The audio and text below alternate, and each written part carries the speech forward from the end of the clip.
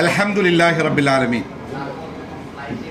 വസ്സലാത്തു വസ്സലാമു അലാ റസൂലിഹിൽ അമീൻ വഅലാ ആലിഹി വസ്വഹ്ബിഹി അജ്മഈൻ അമ്മാ ബഅദ് അഊദു ബില്ലാഹി മിനശ് ശൈത്വാനിർ റജീം ബിസ്മില്ലാഹിർ റഹ്മാനിർ റഹീം ഖുൽ മാ യഅബഉ ബികും റബ്ബി ലൗലാ ദുആഉകും.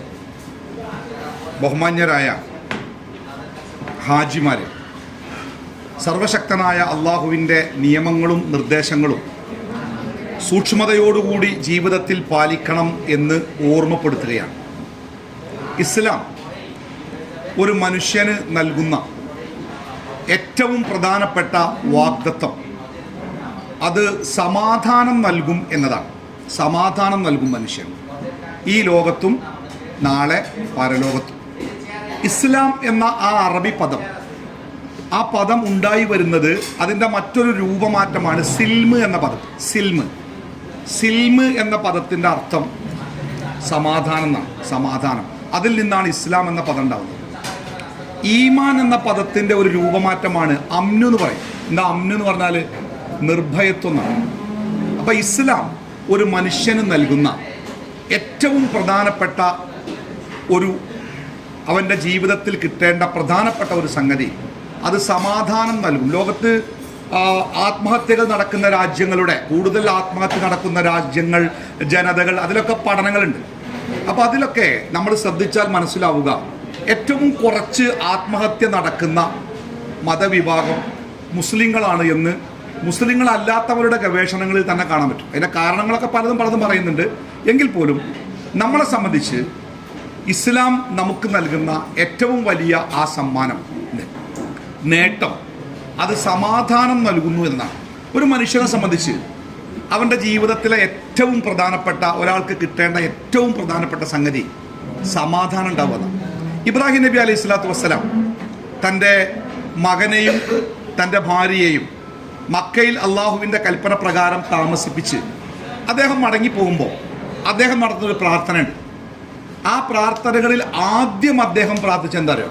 അള്ളാഹുവേ, ഈ നാടിനെ, എൻ്റെ കുടുംബത്തെ പാർപ്പിച്ച ഈ സ്ഥലത്തെ സമാധാനമുള്ള ഇടമാക്കണേ എന്നാണ്.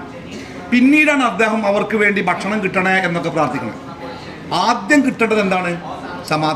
സമാധാനം ഇല്ലെങ്കിൽ, ഇപ്പം നമ്മൾ എന്തോ ഒരു ബേജാറിൽ ബദ്ധപ്പാടിൽ ഇരിക്കുകയാണ്, എന്തോ ഒരു സമാധാനക്കേട് മനസ്സിലുണ്ടെങ്കിൽ നമ്മൾക്ക് ഏറ്റവും സ്വാദിഷ്ടമായ ഭക്ഷണം പോലും നമ്മുടെ മുമ്പിൽ കൊണ്ടുവച്ചാൽ നമ്മൾ തിന്നാൻ കഴിയില്ല. കാരണം എന്താണ്? ഒരു ഏറ്റവും ഇഷ്ടപ്പെട്ട ഒരു പുസ്തകം കണ്ടാൽ വായിക്കാൻ തോന്നൂല. ഒരു ഏറ്റവും ഇഷ്ടപ്പെട്ട ഒരു സംഗതി കണ്ടാൽ, ഞാൻ ഒരിക്കൽ സൗദി അറേബ്യൻസിൻ്റെ വിമാനത്തിൽ ഹജ്ജിന് വേണ്ടി യാത്രയാവുന്ന സമയത്തൊരിക്കൽ പെട്ടെന്ന് ഇങ്ങനെ ആളുകളൊക്കെ ഭക്ഷണം കഴിച്ചാൽ, അന്നൊക്കെ ഇതുകൊണ്ട് നിങ്ങൾക്ക് ഓർമ്മ ഉണ്ടാവും, വലിയ സ്ക്രീനിൽ ഹിന്ദി സിനിമയൊക്കെ കാണിക്കുന്ന ഒരു കാലമാണ്. വലിയ ഫ്ലൈറ്റിൻ്റെ മുമ്പിൽ വലിയ സ്ക്രീനിട്ട് സിനിമയൊക്കെ. അപ്പോൾ അങ്ങനെ ഭക്ഷണമൊക്കെ കഴിച്ച് നല്ല വലിയ ഫ്ലൈറ്റാണ് സൗദി അറേബ്യൻസിൻ്റെ. അതുകൊണ്ട് തന്നെ എല്ലാ ആളുകളൊക്കെ വളരെ ഉഷാറായിട്ട് സന്തോഷത്തോടെ ഇരിക്കും. പെട്ടെന്ന് വിമാനം എന്തോ ഒരു ആകാശ ചുഴിയിലൊക്കെ പെട്ടുകാണ്ട് ആകപ്പാടെ ഇടങ്ങാറായി, മേലെ വെച്ച പെട്ടിയൊക്കെ താഴെ വീട്, ആകെ എല്ലാവരും ബെൽറ്റൊക്കെ ഇട്ട് കെലിമി യാസീനും അങ്ങനെ ഭയങ്കര പ്രാർത്ഥനയൊക്കെ ഫ്ലൈറ്റിൻ്റെ ആകപ്പാടെ അതിൻ്റെ രൂപത്തിന് മാറി. അങ്ങനെ മാറിക്കഴിഞ്ഞ് കുറച്ചൊരു അരമണിക്കൂർ സമയത്തോളം നന്നായി പേടിപ്പിച്ച് കളഞ്ഞു എല്ലാവരും ബേജാറായിപ്പോയി. അപ്പോൾ അങ്ങനെ പിന്നെ അതൊക്കെ കഴിഞ്ഞ് അരമണിക്കൂർ കഴിഞ്ഞപ്പോൾ ഇങ്ങനെ വിമാനം പതുക്കെ ഇങ്ങനെ ശാന്തമായി വന്ന് ആ സീറ്റ് ബെൽറ്റ് ഇടാനുള്ള സൈനൊക്കെ മാഞ്ഞ് ആളുകളൊക്കെ സ്വസ്ഥമായിട്ട് ഇരിക്കാൻ തുടങ്ങിയപ്പോൾ, അപ്പോൾ ആ സമയം വരെ ഒരു ഹിന്ദി സിനിമ ഇങ്ങനെ ഓടിക്കൊണ്ടിരുന്നു. എല്ലാവരും നല്ല താല്പര്യത്തോടെ സിനിമ ഇങ്ങനെ കണ്ടുകൊണ്ടിരിക്കുകയാണ്. അപ്പോൾ ഈ ഒച്ചമുളി ബഹളങ്ങളുണ്ടായപ്പോൾ സിനിമ നിന്ന്. പിന്നെ രണ്ടാമത് ശാന്തമായ അന്തരീക്ഷത്തിലേക്ക് പോയപ്പോൾ ആ എയർ ഹോസ്റ്റസ് ചെന്നുകൊണ്ട് ആ സിനിമ രണ്ടാമത് ഇട്ട്. ആ പെണ്ണിനെ ആൾക്കാർ പറയാത്ത ചീത്തല്ല, അവളെ കൊല്ലാഞ്ഞതോളം ആയുസെന്ന് നീളം കൊണ്ടാണ് എന്തൊക്കെയോ പറഞ്ഞറിയോ. അതുവരെ നല്ല ആവേശത്തോടെ അവർ കണ്ടിരുന്ന ആ സിനിമ പെട്ടെന്ന് അവർക്ക് അരോചകമാവാനുള്ള കാരണം എന്താ അറിയോ? ആ മനസ്സിൻ്റെ സമാധാനം നഷ്ടപ്പെട്ടത്. ഈ പുലിനെ പിടിക്കാൻ വേണ്ടി ഈ ആടിനെ കൂട്ടിലിട്ടുകാണ്ട്, ഇരുമ്പിൻ്റെ കൂട്ടിലിട്ടുകാണ്ട് ഫോറസ്റ്റിൽ കൊണ്ടുവരും. എന്നിട്ട് അതിൻ്റെ ഉള്ളിലേക്ക് ഈ പുലി, ആടിൻ്റെ ശബ്ദം കേട്ട് പുലി കയറി വരുമ്പോൾ പുലി കുടുങ്ങും. അപ്പോൾ ഈ പുലി വരുന്നത് വരെ ഈ ആട് ഈ ഇലങ്ങൾ തിന്നുകൊടുക്കും. ആ പുലി ആ പരിസരത്ത് കാണുന്നതോടുകൂടി ഈ ആടിൻ്റെ തീറ്റ നിൽക്കും. പിന്നെ ആടിന് ഒരില തിന്നാൻ കഴിയില്ല. എന്താ അറിയോ? പേടി എങ്ങനെയാണ്. അപ്പോൾ ലോകത്ത് മനുഷ്യന് കിട്ടേണ്ട ഒന്നാമത്തെ സംഗതി സമാധാനം ഉണ്ടാവുക എന്നതാണ്. നമുക്കൊക്കെ അതാ വേണ്ടത്. സമാധാനം ഇല്ലാതായാൽ പിന്നെ ജീവിതത്തിൽ എന്ത് കിട്ടിയിട്ടും കാര്യമില്ല, അത് അനുഭവിക്കാനോ അത് ആസ്വദിക്കാനോ കഴിയും. ഇപ്പോൾ ചില രോഗങ്ങളൊക്കെ നമുക്ക് ഇപ്പോൾ ചില രോഗങ്ങളൊക്കെ ഉണ്ട്, ആ രോഗം കുറേയായി നമ്മൾ അറിഞ്ഞില്ല, പക്ഷെ പെട്ടെന്ന് ഒരു പരിശോധനയിൽ ആ രോഗമുണ്ട് എന്ന് അറിയുന്നതോടുകൂടി നമ്മൾ പെട്ടെന്ന് മെലിയാൻ തുടങ്ങും. പെട്ടെന്ന് ഒരാഴ്ച കൊണ്ട് എന്തൊരു മാറ്റം ഉണ്ടായത്. എന്താണ് ആ മാറ്റത്തിൻ്റെ കാരണം എന്നറിയോ? അവൻ്റെ സമാധാനം നഷ്ടപ്പെട്ട് സ്വസ്ഥത ഇല്ലാതായി ഭയം മനസ്സിൻ്റെ ഉള്ളിൽ ഉരുണ്ടുകൂടിയാൽ പിന്നെ മനുഷ്യൻ്റെ കാര്യം ആ കഷ്ടം. അതുകൊണ്ട് തന്നെ ഇസ്ലാം ഒരു മനുഷ്യനോട് പറയുന്ന ഏറ്റവും വലിയ വാഗ്ദത്തം നിങ്ങൾക്ക് സമാധാനം നൽകുമെന്നാണ്, അല്ലേ? രണ്ടാളെ കണ്ടുമുട്ടുമ്പോൾ നമ്മൾ ആദ്യം പറയേണ്ടത് എന്താണ്? അസ്സലാമു അലൈക്കും, അള്ളാഹുവിൻ്റെ സമാധാനം നിങ്ങൾക്ക് ഉണ്ടാവട്ടെ എന്നാണ്. ആ സമാധാനത്തിൽ നിന്നാണ് നമ്മുടെ ജീവിതത്തെ നമ്മൾ സന്തോഷകരമാകുന്നത്. എങ്ങനെയാണ് ഇസ്ലാം ഒരു മനുഷ്യന് സമാധാനം കൊടുക്കുക? നിങ്ങൾ ആലോചിച്ച് നോക്കിയിട്ടുണ്ടോ? എങ്ങനെയാണ് ഇസ്ലാം ഒരു മനുഷ്യന് സമാധാനം കൊടുക്കുന്നത്? മുസ്ലിമായി കഴിഞ്ഞാൽ ഒരു പ്രശ്നം ഉണ്ടാവില്ല, ഒരു ബുദ്ധിമുട്ടും ഉണ്ടാവില്ല, ഒരു പ്രയാസം ഉണ്ടാവില്ല, പ്രതിസന്ധികളും വെല്ലുവിളിയും ഒന്നും ഉണ്ടാവില്ല. മുസ്ലിമായ പിന്നെ രാജകുമാരനെ പോലെ ജീവിക്കാമെന്ന് ഇസ്ലാം എവിടെയെങ്കിലും പറഞ്ഞിട്ടുണ്ടോ? പറഞ്ഞില്ലല്ലോ. നേരെ മറിച്ച് പറഞ്ഞിട്ടുണ്ട്. എങ്ങനെ പറഞ്ഞിട്ടുണ്ട്? നിങ്ങൾ മുസ്ലിമായി കഴിഞ്ഞാൽ കടുത്ത പരീക്ഷണങ്ങളും കടുത്ത പ്രയാസങ്ങളും നിങ്ങൾ കേൾക്കേണ്ടി വരുമെന്ന് പലവട്ടം അള്ളാഹു പറഞ്ഞിട്ടുണ്ട്. ബിലാൽ അടിമയാണ്. പക്ഷെ ബിലാലിൻ്റെ യജമാനനെ സേവിച്ചുകൊണ്ട് ബിലാൽ മക്കയിൽ ജീവിക്കുന്നുണ്ടല്ലോ. പക്ഷെ ആ ബിലാൽ ഇസ്ലാം മതം സ്വീകരിച്ചത് മുതൽ ബിലാലിൻ്റെ ജീവിതം എന്തായത്? തീഷ്ണമായ പ്രയാസത്തിൻ്റെ ജീവിതമില്ലേ? നബി സല്ലല്ലാഹു അലൈഹി വസല്ലമ 40 വയസ്സ് വരെ ഈ മക്കയിൽ എല്ലാവർക്കും വേണ്ടപ്പെട്ടവനായി ജീവിച്ച ആളല്ലേ. ആ 40 വയസ്സ് കഴിഞ്ഞ് പ്രവാചകനായപ്പോൾ അവർ പ്രവാചകന്റെ മുഖത്ത് കാർക്കിച്ചു തുപ്പി, പ്രവാചകനെ ചെരുപ്പ് കൊണ്ട് അടിച്ച്, പ്രവാചകനെ കല്ലെറിഞ്ഞ്, പ്രവാചകനെ തെറി വിളിച്ച്, പ്രവാചകനെ കൊല്ലാൻ ശ്രമിച്ചു, അല്ലേ? ഇസ്ലാം മതം തുടങ്ങിയത് മുതൽ, അതിൻ്റെ ആളായത് മുതൽ പ്രവാചകന്റെ ജീവിതത്തിൽ പ്രയാസങ്ങളുണ്ടായി, ബുദ്ധിമുട്ടുണ്ടായി, ഇടങ്ങേറുണ്ടായി. അപ്പോൾ ഇസ്ലാം മനുഷ്യന് സമാധാനം നൽകും എന്നതിൻ്റെ അർത്ഥം എന്താണ്? അവൻ ആലോചിക്കണ്ടേ? ഇസ്ലാം നിനക്ക് സമാധാനം തരുന്നുണ്ട്. എന്താണ് ആ സമാധാനം? പ്രയാസങ്ങളില്ലാത്ത, ബുദ്ധിമുട്ടുകളില്ലാത്തൊരു ജീവിതമാണോ? അല്ല. പ്രയാസങ്ങൾക്കും ബുദ്ധിമുട്ടുകൾക്കും ഇടയിലും സമാധാനത്തോടെ ജീവിക്കാനാവുക. റസൂലുള്ളാഹി സ്വല്ലല്ലാഹു അലൈഹി വസല്ലമക്ക് 7 മക്കളുണ്ടായിരുന്നു, അല്ലേ? 4 പെൺമക്കളും 3 ആൺമക്കളും. ഈ 7 മക്കളിൽ 6 മക്കളും പ്രവാചകൻ ജീവിച്ചിരിക്കുന്ന കാലത്ത് മരിക്കണം. ഈ 6 മക്കളുടെ മയ്യത്ത് ഖബറിൽ വെക്കേണ്ടി വരിക. അതൊരു ഒരു ബാപ്പാനെ കുറിച്ച് കൂടെ ആലോചിച്ച് നോക്കുകയാണെങ്കിൽ, ഉമ്മ നേരത്തെ മരിച്ചുപോയി. ആ 6 മക്കളെ പൊന്നുപോലെ വളർത്തിയ ബാപ്പയാണ്. ആ 6 മക്കളുടെ മയ്യത്ത് മണ്ണിൽ വെക്കേണ്ടി വരുന്ന ഒരു ബാപ്പാന്റെ സങ്കടങ്ങൾ ആലോചിച്ച് നോക്കുകയാണെങ്കിൽ. എന്നാൽ 6ാമത്തെ കുട്ടി ഇബ്രാഹിം എന്ന കുട്ടി മരിക്കുമ്പോൾ പ്രവാചകൻ 60 വയസ്സ് കഴിഞ്ഞിട്ടുണ്ട്. 60 വയസ്സ് കഴിഞ്ഞ ഒരാൾക്ക് ഒരു കുട്ടി ഉണ്ടാവുക പറഞ്ഞാൽ അതെന്നെ ഒരു ഭയങ്കര സംഗതിയല്ലേ? അവരെ മനസ്സില്ല. നമുക്കറിയാലോ, നമ്മുടെ സ്വന്തം മക്കളോട് തോന്നാത്ത താല്പര്യം നമ്മുടെ പേരക്കുട്ടികളോട് നമ്മൾ തോന്നാനുള്ള പ്രധാന കാരണം എന്താ അറിയോ? ഒരു വാപ്പനോട് പറഞ്ഞു, അയാൾക്ക് ആദ്യത്തെ കല്യാണത്തിൽ 2-3 കുട്ടികളൊക്കെ ഉണ്ട്. അയാൾ 2ാമതൊരു കല്യാണം കഴിച്ചിട്ടുണ്ട്. അപ്പോൾ അയാൾക്ക് ചെറിയൊരു കുട്ടി ഉണ്ടായിട്ടുണ്ട്. ആ കുട്ടിയെ കൊണ്ട് ഇങ്ങനെ എപ്പോഴും പള്ളിയിലേക്ക് ഇങ്ങനെ വരും. അപ്പം മറ്റുള്ള മക്കളാരോ തമാശ പറഞ്ഞു, ബാപ്പാക്ക് ഞങ്ങളൊന്നും കൈ പിടിച്ച് നടക്കാൻ നേരല്ലേ, ഇനി ഇപ്പം വാപ്പാക്ക് കുട്ടീനെ നിലത്ത് വെക്കാൻ പറ്റൂല, ഞങ്ങളും അതേപോലെ വാപ്പാൻ്റെ മക്കളല്ലേ. അപ്പോൾ വാപ്പ എന്നോടൊക്കെ തമാശയായിട്ട് പറഞ്ഞ, ശാക്കരെ, ഒരു കുട്ടിയോടുള്ള സ്നേഹം അറിയണമെങ്കിൽ 60 വയസ്സ് കഴിഞ്ഞിട്ട് കുട്ടി ഉണ്ടാവണമെന്ന്. ഒരു 60 വയസ്സ് കഴിഞ്ഞിട്ട് ഒരു കുട്ടി ഉണ്ടാവുമ്പോൾ നമ്മളെ സ്നേഹം, കാരണം ഇനി ഒരുപാട് കാലം സ്നേഹിക്കാൻ പറ്റൂലല്ലോ എന്ന തോന്നലോ എന്താവാം, എന്തായാലും ഭയങ്കരമാണ്. അപ്പോൾ റസൂലുള്ളാഹി സ്വല്ലല്ലാഹു അലൈഹി വസല്ലമക്ക് ഇബ്രാഹിം എന്ന കുട്ടി ഉണ്ടാവുന്നത് 60 വയസ്സ് കഴിഞ്ഞിട്ടാണ്. ആ ആൺകുട്ടി മരിക്കുമ്പോൾ അവൻ്റെ മയ്യത്ത് ഇങ്ങനെ വെള്ളത്തുണി പൊതിഞ്ഞിട്ട് അതിങ്ങനെ കയ്യിൽ പിടിച്ച് പ്രവാചകൻ്റെ ഒരു നൃത്തമുണ്ട് ചരിത്രത്തിൽ. അതിങ്ങനെ കണ്ടാലുണ്ടല്ലോ നമ്മുടെ മനസ്സ് പൊട്ടും.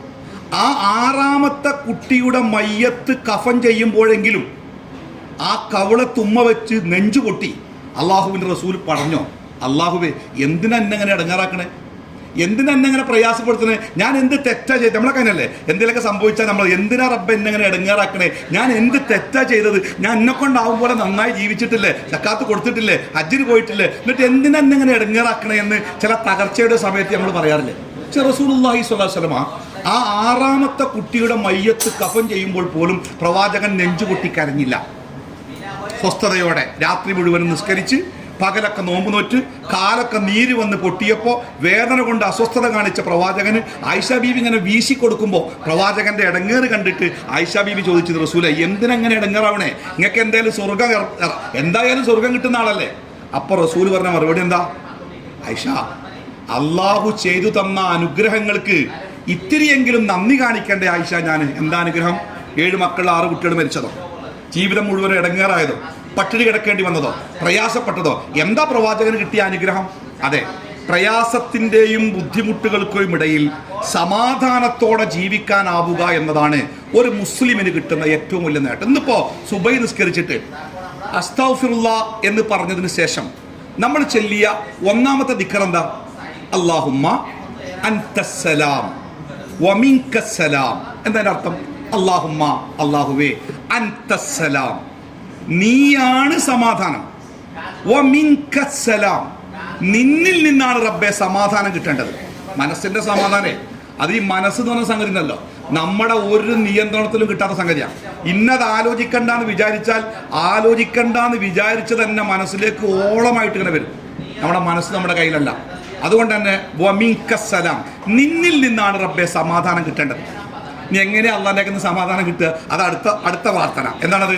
അല്ലാഹുമ്മ ലാ മാനിഅ ലിമാ അഅതൈത വലാ മുഅതിയ ലിമാ മനഅത. എന്നർത്ഥം അല്ലാഹുമ്മ, അല്ലാഹുവേ, ലാ മാനിഅ ലിമാ അഅതൈത, നീ എന്താണോ എനിക്ക് തരണം എന്ന് വിചാരിച്ചത്. അള്ളാഹ് എനിക്കൊരു സംഗതി ഉണ്ടാവണം, എൻ്റെ ജീവിതത്തിൽ ഒരു കാര്യം കിട്ടണം, എൻ്റെ ജീവിതത്തിൽ ഒരു സംഗതി ഉണ്ടാവണം എന്ന് അള്ളാഹ് തീരുമാനിച്ചാൽ ലാ മാനിഅ, അതിനെ തടയാൻ, അത് ഇല്ലാതാക്കാൻ ഈ പ്രപഞ്ചത്തിൽ ഒരു വസ്തുവിനും സാധ്യമല്ല. വലാ മുഅതിയ ലിമാ മനഅത, നീ എന്താണോ എനിക്ക് വേണ്ടാന്ന് വെച്ചത് അത് എനിക്ക് തരാനും ഈ പ്രപഞ്ചത്തിൽ ആരെ കൊണ്ടും സാധ്യമല്ല. ഇന്നലെ രാത്രി ഞാൻ എൻ്റെ കട പൂട്ടിയിട്ട് കച്ചവടത്തിൻ്റെ ലാഭനഷ്ടമൊക്കെ കൂട്ടി വെക്കുമ്പോൾ ഒരു 50 ലക്ഷം ലാഭമുണ്ട്. ഒരൊറ്റ രാത്രിയിലെ കച്ചവടത്തിൽ 50 ലക്ഷം ലാഭം. അൽഹംദുലില്ലാ, എൻ്റെ കച്ചവടത്തിലെ എൻ്റെ ആ ചരിത്രത്തിലെ ഏറ്റവും വലിയ ലാഭം. ഞാൻ 1 കിലോ ലഡു വാങ്ങി വീട്ടിൽ സന്തോഷത്തോടെ മക്കൾക്കൊക്കെ കൊടുക്കാൻ വേണ്ടി സന്തോഷത്തോടെ പോയി അന്ന് കുറച്ച് വർത്താനൊക്കെ പറഞ്ഞ് ചിരിച്ച് കളിച്ച് രാത്രി കടന്നുറങ്ങി. ഒരു 1.5 മണിക്കൂർ ഫോണ് വേഗം വന്നോളി, നിങ്ങളെ കടക്ക് തീ പിടിച്ചിക്കണ്, ഏകദേശം കത്തി തീരാനായി വേഗം വന്നോളി. നമ്മൾ ചെന്നപ്പോണ്ട് നമ്മുടെ കട കത്തിക്കഴിഞ്ഞ് അടുത്ത കടയിലേക്ക് തീ പടരാതിരിക്കാൻ ഫയർഫോഴ്സ് ഇങ്ങനെ വെള്ളം പിടിച്ചുകൊണ്ടിരിക്കുക. എന്താ നമ്മൾ മനസ്സിലാക്കണ്ടേ? ഒന്ന്, ഇന്നത്തെ കച്ചവടത്തിൽ 10 ലക്ഷം റുപ്യ എനിക്ക് ലാഭം തന്നത് ആരാണ്? പടച്ചോൻ തന്ന. ആ 10 ലക്ഷം ലാഭം ഉണ്ടായിരുന്ന കച്ചവടം ഇന്ന് രാത്രി കത്തി ചാമ്പലാക്കി. അതും ആരെ തീരുമാന? പടച്ചോന്റെ തീരുമാന. ഇതൊരു സമാധാനല്ലേ? അല്ലാഹുമ്മ ലാ മാനിഅ ലിമാ അഅതൈത വലാ മുഅതിയ ലിമാ മനഅത. പടച്ചോനെ, നീ എന്താണോ എനിക്ക് തരാൻ കരുതിയത്, എന്താണോ എനിക്ക് ഉണ്ടാവാൻ വിചാരിച്ചത്, അത് എനിക്ക് കിട്ടിയിരിക്കും. അത് തടയാൻ ഒരാളെ കൊണ്ടും കഴിയില്ല. പ്രപഞ്ചം മുഴുവൻ. നബി സല്ലല്ലാഹു അലൈഹി വസല്ലമ അബ്ദുല്ലാഹി ഇബ്നു അബ്ബാസ് എന്ന പ്രവാചകൻ മടിയിലിരുത്തി വളർത്തിയ ആ കുട്ടിയോട് പ്രവാചകൻ പറഞ്ഞൊരു ഉപദേശമുണ്ട്. യാ അബ്ദല്ലാ, ഏ അബ്ദല്ലാ, ലോകത്തിലെ മുഴുവൻ മനുഷ്യരും നിനക്കൊരു ഉപകാരം ചെയ്യാൻ തീരുമാനിച്ചാൽ, ലോകത്തിലെ 800 കോടി മനുഷ്യന്മാരും കൂടി വാട്സാപ്പ് ഗ്രൂപ്പൊക്കെ ഉണ്ടാക്കി ഫിറോസ് കുന്നുംപറമ്പിലൊക്കെ കൂട്ടിക്കാണ്ട് എല്ലാവരും കൂട്ടിക്കാണ്ട് എനിക്ക് ലേശം പൈസ ഉണ്ടാക്കി എന്തെങ്കിലും സഹായിക്കാൻ തീരുമാനിച്ചാൽ, യാ അബ്ദല്ലാ, അല്ലാഹ് എന്താണോ നിനക്ക് നിശ്ചയിച്ചത് അതിനപ്പുറം ഒരു തരി പോലും നിനക്ക് കിട്ടൂല. കണ്ണൂരേ, നമ്മുടെ കോവിഡ് കാലത്ത് ഒരു കുട്ടിക്ക് പെട്ടെന്നൊരു അസുഖം ഉണ്ടായില്ല. 6 മാസം പ്രായമുള്ള കുട്ടി. അവസാനം ഡോക്ടർമാർ പറഞ്ഞു എത്ര വേണം? 32 കോടി, 28 കോടി, 19 കോടിയിലെ 19 കോടി വേണം ആ കുട്ടിയെ ചികിത്സിക്കാൻ. ആ കുടുംബം പൊട്ടിക്കറിഞ്ഞ് 19 കോടി ഒരു കണ്ടിട്ടില്ല.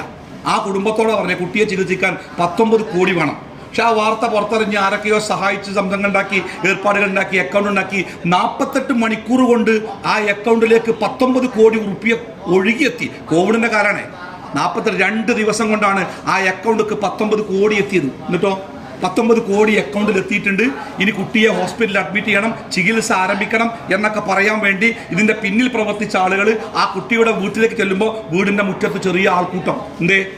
ആ കുട്ടി മരിച്ചിട്ടുണ്ട്. 19 കോടി ആ അക്കൗണ്ടിൽ കടന്നിട്ട് 19 പൈസ പോലും ഉപകരിക്കാനാവാതെ ആ കുട്ടി പോയി. അതാണ് റസൂലുള്ളാഹി സ്വല്ലല്ലാഹു അലൈഹി വസല്ലം അബ്ദുല്ലാഹി ഇബ്നു അബ്ബാസ് പറഞ്ഞു, യാ അബ്ദല്ലാ, ഈ ലോകത്തിലെ മുഴുവൻ മനുഷ്യരും കൂടി നിനക്കൊരു ഉപകാരം ചെയ്യാൻ തീരുമാനിച്ചാൽ അള്ളാഹു എന്താണോ നിനക്ക് നിശ്ചയിച്ചത് അതിനപ്പുറം ഒരു തരി നിനക്ക് കിട്ടൂല. രണ്ടാമത്തെ വാക്കെന്താ അറിയോ?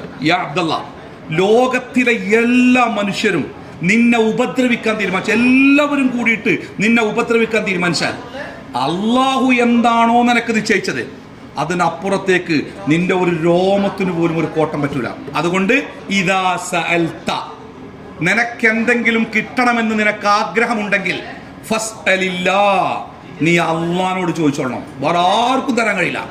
അള്ളാഹ് തരണം, അള്ളാഹിനോട് ചോദിക്കണം. വൈദസ്തഅൻത, ഏതെങ്കിലുമൊക്കെ കാര്യത്തിൽ നിന്ന് രക്ഷപ്പെടണം, നിനക്കൊരു പേടിയുണ്ട്, ഒരു ബേജാറുണ്ട്, ഒരു ബദ്ധപ്പാടുണ്ട് എങ്കിൽ അള്ളാഹുവിനോട് അഭയം തേടിക്കണം. ഫസ്തഇദ് ബില്ലാഹ്, അള്ളാഹുവിനോട് അഭയം തേടിക്കൊള്ളണം.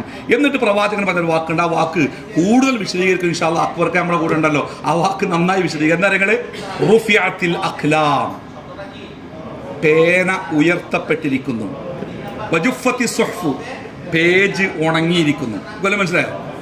പേന ഉയർത്തപ്പെട്ടിരിക്കുന്നു, പേജ് ഉണങ്ങിയിരിക്കുന്നു. അല്ല മനസ്സിലാക്കി?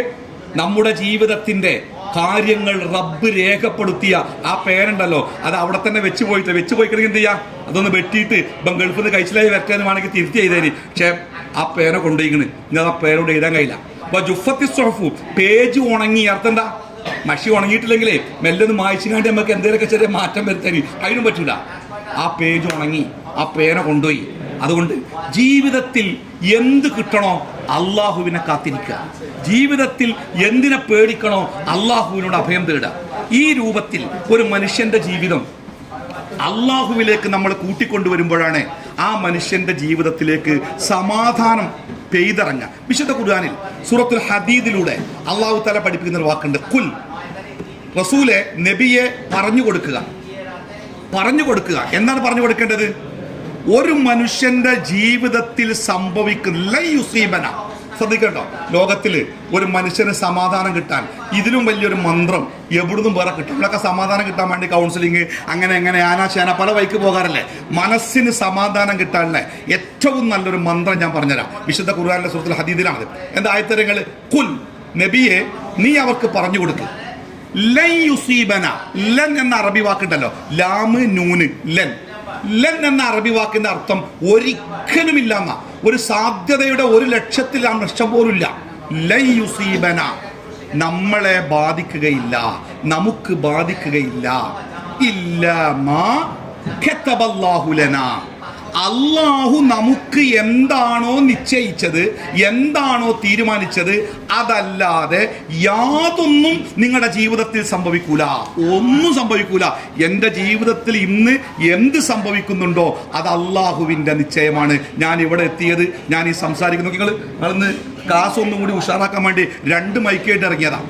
5 മിനിറ്റ് മുമ്പ് ആ ഹാളിൽ നിന്ന് 2 മൈക്കും കൊണ്ട് ക്ലാസ് ഉഷാറാക്കാൻ വേണ്ടി ഞങ്ങൾ രണ്ടാളും പ്ലാൻ ചെയ്ത് വന്നതാ. പക്ഷേ നടന്നില്ലല്ലോ. എന്താ നടന്നത് മറ്റൊന്നാ. ഇത് ഇങ്ങനെ നടക്കുന്ന അറിയില്ല, പക്ഷെ ഇങ്ങനെ നടന്നില്ല, നടക്കും. അപ്പൊ ലൻ യുസീബന ഇല്ലാ മാ കതബല്ലാഹു ലനാ, അള്ളാഹു നമുക്ക് എന്താണോ രേഖപ്പെടുത്തിയത് അതല്ലാതെ ജീവിതത്തിൽ നടക്കൂല.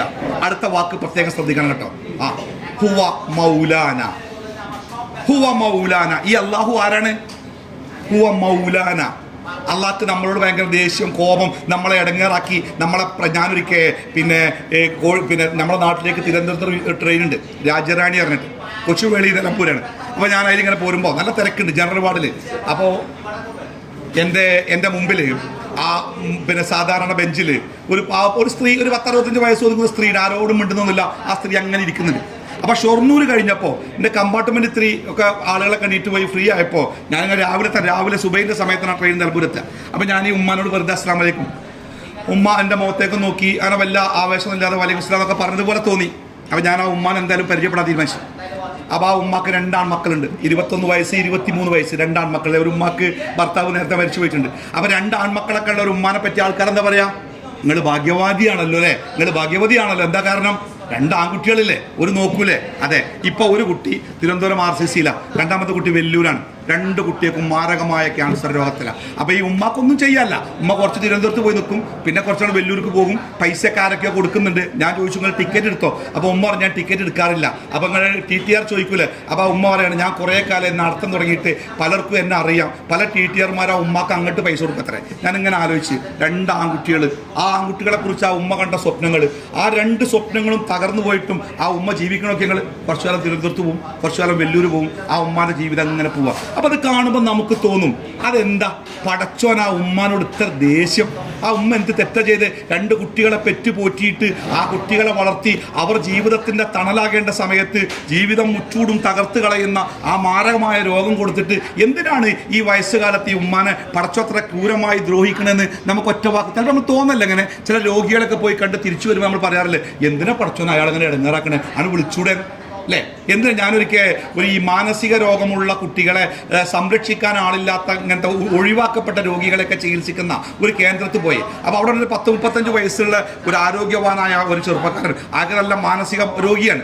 അയാളെ സംരക്ഷിക്കുന്ന അയാൾ അമ്മ തന്നെയാണ്. അമ്മ പറ്റ മെലിഞ്ഞ് ഉണങ്ങിയിട്ടുണ്ട്, ദേഹത്തൊക്കെ മുറിവുകളുണ്ട്. അപ്പോൾ ഞാൻ ചെന്നപ്പോൾ ഈ അമ്മ ഇയാൾക്ക് ഭക്ഷണം വാരി കൊടുക്കുകയാണ്. പക്ഷേ ഇയാൾ പറഞ്ഞാൽ കേൾക്കുന്നില്ല. ആകെ ഒരു വല്ലാത്തൊരു ആരോഗ്യമുള്ള ഒരു കാളക്കുട്ടിനെ പോലത്തെ മകനാണ് ഈ അമ്മ. ചെറിയൊരു അമ്മയാണ്. ഈ മകനെങ്ങനെ പരിപാലിക്കാൻ ഈ അമ്മ കഷ്ടപ്പെടുന്നുണ്ട്. കയ്യിലൊക്കെ മുറിവുകൾ. ഞാൻ അമ്മയോട് ചോദിച്ചത്, എന്താ അമ്മ മുറിവ്? അപ്പോൾ ആ അമ്മ കണ്ണ് നിറച്ചുകൊണ്ട് പറഞ്ഞ് ഇന്നലെ ചോറ് തിന്നിട്ട് ആ മുഖം കഴുകാൻ വേണ്ടി ശ്രമിച്ചപ്പോൾ ഓൻ തട്ടിയതാണെന്ന് പറഞ്ഞത്. തട്ടിയപ്പോൾ തെറിച്ച് വീണതാ. അപ്പോൾ വേണം മുറിവാത്. ആ അമ്മ കുഞ്ഞിന് ചോറ് തൻ്റെ കുട്ടിയെ അങ്ങനെ സംരക്ഷിക്കുകയാണ്. പോരാ, ഞാൻ പുറത്തിറങ്ങിയപ്പോൾ എൻ്റെ കൂടെ വന്നിട്ട് പറഞ്ഞു നിങ്ങളുടെ ഉസ്താദാണോ? എന്നെ കണ്ടപ്പോൾ ഉമ്മക്ക് തോന്നിയ ഉസ്താദാണ്, ബളാക്കൊക്കെ ബംഗാളിയിൽ തോന്നിയായിരുന്നു, കുഴപ്പമില്ല. അപ്പോൾ എന്തായാലും അമ്മക്ക് ഞാൻ ഉസ്താദായി തോന്നിയിട്ടുണ്ട്. അപ്പോൾ അമ്മ എന്നോട് വന്നിട്ട് പറഞ്ഞ് നിങ്ങളുടെ ഉസ്താദാണോ? ആ ഉസ്താദാണ്. നിങ്ങൾ എനിക്കും വേണ്ടി ഒന്ന് പ്രാർത്ഥിക്കണം കേട്ടോ. അപ്പോൾ ഞാൻ അമ്മയോട് ചോദിച്ചു, അമ്മ ഞങ്ങൾക്ക് വേണ്ടി എന്തിനു വേണ്ടി പ്രാർത്ഥിക്കണ്ടേ? ഞാൻ എന്താ പ്രാർത്ഥിക്കണ്ടേ? അപ്പോൾ അമ്മ പറഞ്ഞേ, എൻ്റെ കണ്ണടയും മുമ്പ് എൻ്റെ മകനെ മരിപ്പിക്കണമെന്ന് പ്രാർത്ഥിക്കണം കേട്ടോ. ഒരമ്മ എൻ്റെ കണ്ണടയും മുമ്പ് എൻ്റെ മകനെ മരിപ്പിക്കണമെന്ന് പ്രാർത്ഥിക്കണം കേട്ടോ. ഞാൻ അങ്ങനെ അന്തം വിട്ട് നോക്കി. എന്തു പറയണേ? ബാത്റൂമിലേക്ക് പോകണമെങ്കിൽ, ഇരിക്കണമെങ്കിൽ, കഴുകണമെങ്കിൽ, തുണി ഉടുക്കണമെങ്കിൽ, ചോറ് തിന്നണമെങ്കിൽ ഒക്കെ ഈ ഞാൻ വേണം, വേറൊരാളില്ല. എൻ്റെ കണ്ണടഞ്ഞാൽ എൻ്റെ മകൻ എന്താവുമെന്ന് എനിക്ക് പറയാൻ പറ്റില്ല. ആരാണ് അവനെ നോക്കുക?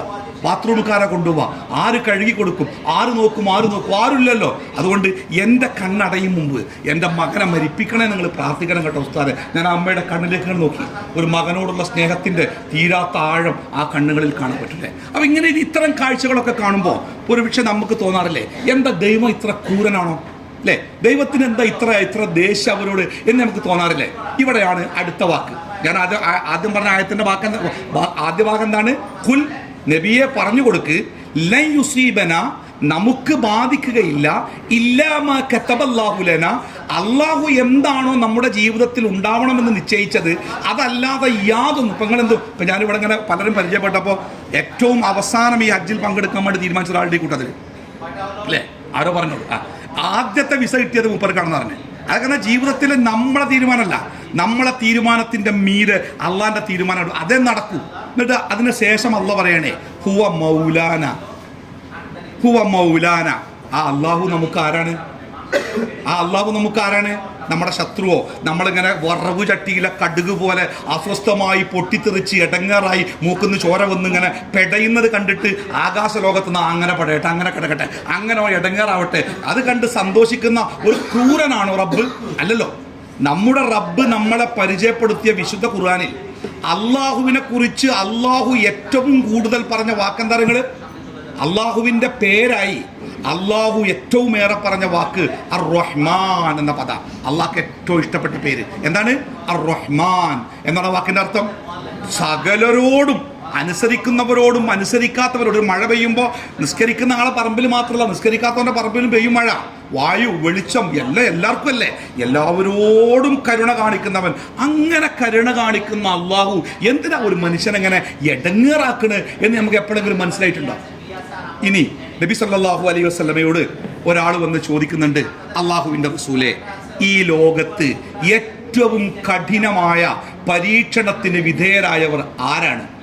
ഈ ലോകത്ത് ഏറ്റവും കഠിനമായ പരീക്ഷണത്തിന് വിധേയരായവർ ആരാണ്? എന്താ ഉത്തരം? അൽ അംബിയാ. അൽ അംബിയാ എന്താ അർത്ഥം? പ്രവാചകന്മാർ.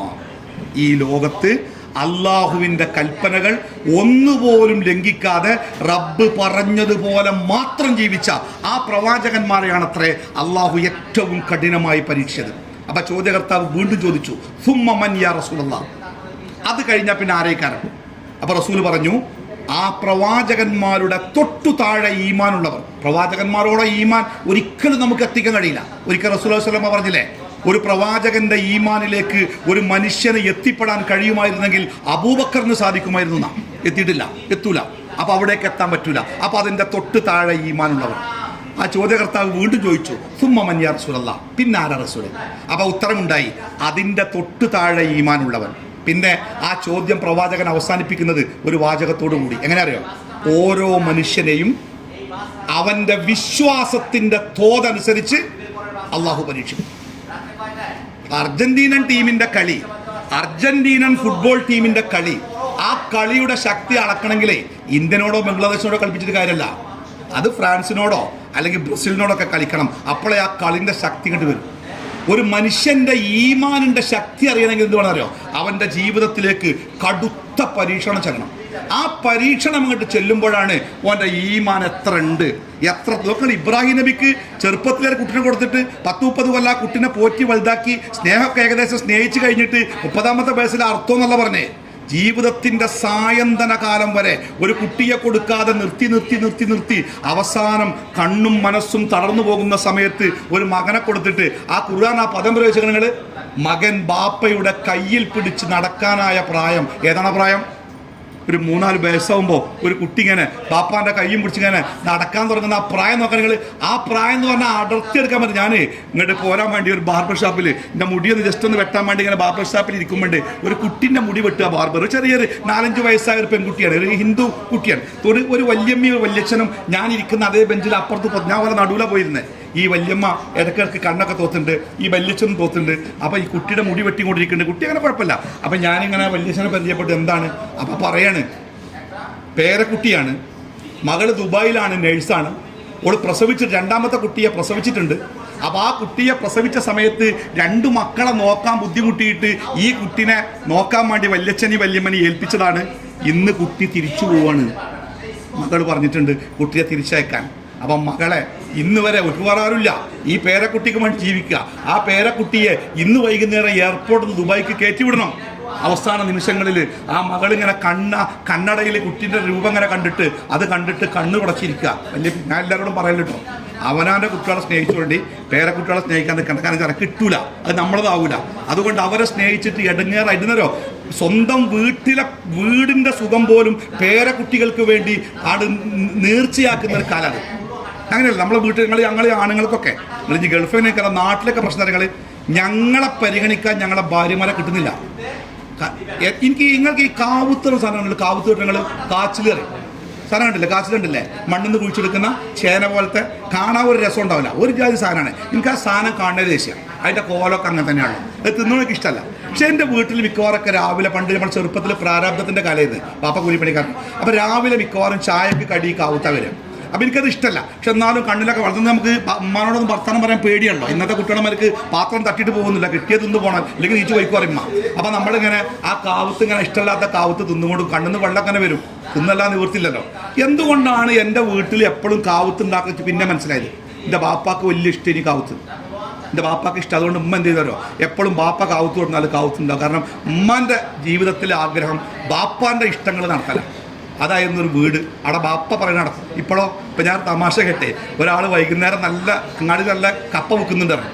അപ്പോൾ നല്ല കപ്പയും കുറച്ച് മത്തിയൊക്കെ വാങ്ങി പോയി പെരയിക്കാറ്. ഇത് സുബൈസ്കാരം കഴിഞ്ഞ് അങ്ങാടിയിൽ ഇങ്ങനെ പള്ളിയിൽ സ്വറായൊക്കെ പറഞ്ഞിരുന്നിട്ട് അവസാനം തുടക്കാരനെയും കിട്ടിയല്ലോ. വീട്ടിൽ നല്ല പൂളി മത്തിയുണ്ട്, വേണമെങ്കിൽ തിന്ന് പോരാറുന്നല്ലോ. ഇയാൾ പൂളി മത്തിയൊക്കെ തിന്നാൻ വേണ്ടി കൂട്ടുകാരനെയും കൊണ്ട് വീട്ടിൽ ചെന്നപ്പോൾ ചായക്ക് കടി നൂഡിൽസ്. അപ്പോൾ ഇയാൾ ചോദിച്ചല്ലോ, അല്ല എവിടെ പൂളി മീനൊക്കെ?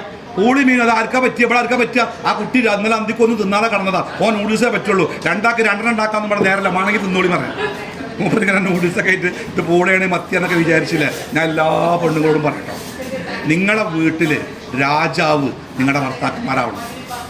അപ്പം നിങ്ങൾ ഇടങ്ങാറാണ്ട, ഞാൻ വേറെ പറയുന്നുണ്ട്. പക്ഷേ ഇപ്പം സാന്ദർഭികമായിട്ട് ഇതൊരു വിഷയമാണ്. കുടുംബം സമാധാനത്തിൻ്റെ കേന്ദ്രമാവേണ്ട കുടുംബങ്ങൾ എന്തുകൊണ്ട് അസമാധാനത്തിൻ്റെ നെരിപ്പോടുകളായി എന്നുള്ളത് നമ്മൾ ചർച്ച ചെയ്യേണ്ട വേറെ വിഷയം. ഇൻഷാ അല്ലാഹ് ഈ വിശുദ്ധ ഭൂമിയിൽ നമുക്കത് ചർച്ച ചെയ്യാം. പക്ഷെ ഞാൻ തിരിച്ചു വരുന്നത് എന്താ വെച്ചാൽ, ഈ പേരക്കുട്ടികളെ ഒരു പരിധിക്കപ്പുറത്തേക്ക് നമ്മൾ എന്ത് ചെയ്യേണ്ട, വേദനിക്കും, തീർച്ചയായിട്ടും കരയേണ്ടി വരും. കാരണം പേരക്കുട്ടികൾ നമ്മളെ മക്കളല്ല, അവർ വേറെ ആൾക്കാരെ മക്കളെ. സ്നേഹിക്കുക കുഴപ്പമൊന്നുമില്ല, പക്ഷെ ആ സ്നേഹത്തിനൊരു പരിധി ഉണ്ടായിക്കോട്ടെ. ഞാൻ സാന്ദർഭികമായിട്ട് പറഞ്ഞാണ്, ആർക്കും ദേഷ്യം തോന്നണ്ട, അങ്ങനെയാണ് കാലം. അപ്പോൾ ഞാൻ തിരിച്ചു വരാം. അപ്പോൾ ഇവിടെ ഈ ചെറുപ്രായത്തിൽ ഈ 4-5 വയസ്സ് വിരലും അങ്ങനെ പിടിച്ചുകൊണ്ട് നടക്കാനായ ഒരു കുട്ടിനെ അണ്ട് അറുക്കേണ്ടി വരെ ഒരു കിണറ്റ് കൊണ്ടുപോയിടാനല്ല പറഞ്ഞേ. കിണറ്റ് കൊണ്ടുപോയിടുകയാണെങ്കിൽ അയക്കാൻ ഇട്ടുകാണ്ടാണ് പോയാൽ മതി, കണ്ണും ചിമ്പി പോയാൽ മതി. പിന്നെ എന്താ നമ്മൾ അറിയണ്ട? കല്ലെറിഞ്ഞു കൊല്ലാനോ തലക്കടിച്ചു കൊല്ലാനോ അല്ല പറഞ്ഞേ. പിന്നെ എന്താ പറഞ്ഞേ? അറുക്കണം എന്നാ പറഞ്ഞേ. എന്താണ് പരിപാടിയിലെ? അറുക്കണം, കമിത്തി കത്തിയിട്ട് അറുക്കണം കത്തി കൊണ്ട്. എന്താണ് പറയുന്നത്? ഒരു മനുഷ്യൻ്റെ ഈമാൻ എത്രയുണ്ടോ അത്ര ശക്തമായിരിക്കും അവന് കിട്ടുന്ന പരീക്ഷണം.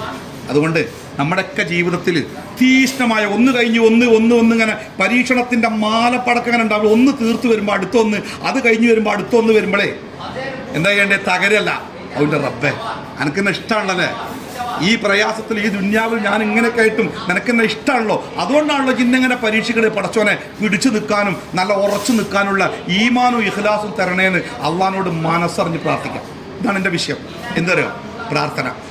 ആ പ്രാർത്ഥന എന്നുള്ള വിഷയത്തിൽ വരാൻ വേണ്ടി ഒന്ന് ചുറ്റിക്കറങ്ങി വന്നാണ്. പക്ഷേ സമയം തീർന്നിട്ടുണ്ട്. എങ്കിൽ ഞാൻ ഒരു 10 മിനിറ്റ് ആ വിഷയത്തെ പറ്റി പറയാം. അതായത് ഈ ഹിന്ദു മതവിശ്വാസത്തിൽ അവരുടെ ദൈവവും മനുഷ്യന്മാരും തമ്മിലുള്ള ബന്ധം എങ്ങനത്തെ ബന്ധങ്ങൾ?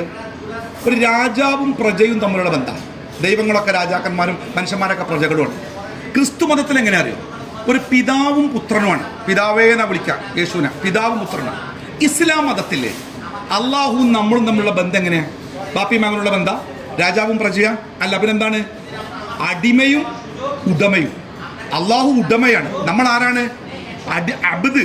വേറെ ഒരു മനുഷ്യന്റെ അടിമ എന്ന് പറയാൻ നമുക്ക് ഇഷ്ടമല്ലല്ലോ. നമ്മളിപ്പോൾ ഇവിടെ ഈ രാജ്യത്തിന്റെ ഭരണാധികാരിയുടെ അടിമയാണ് ഞാൻ എന്ന് പറയുന്നത് കൊണ്ട് നമുക്ക് ഇഷ്ടമല്ല. പക്ഷെ നമുക്ക് ഇഷ്ടമുള്ള പദം എന്താണ്?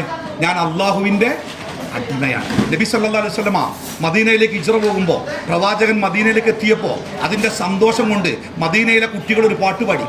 ആ പാട്ടിലൊരു പാട്ടുകാരില്ലേ, ത്വലഅൽ ബദ്റു അലൈന, അല്ലേ, ഞങ്ങളുടെ മേലിതാ പൂർണ്ണ ചന്ദ്രൻ ഉദിച്ചിരിക്കുന്നു എന്ന് പറയുന്ന പാട്ടുപാടി.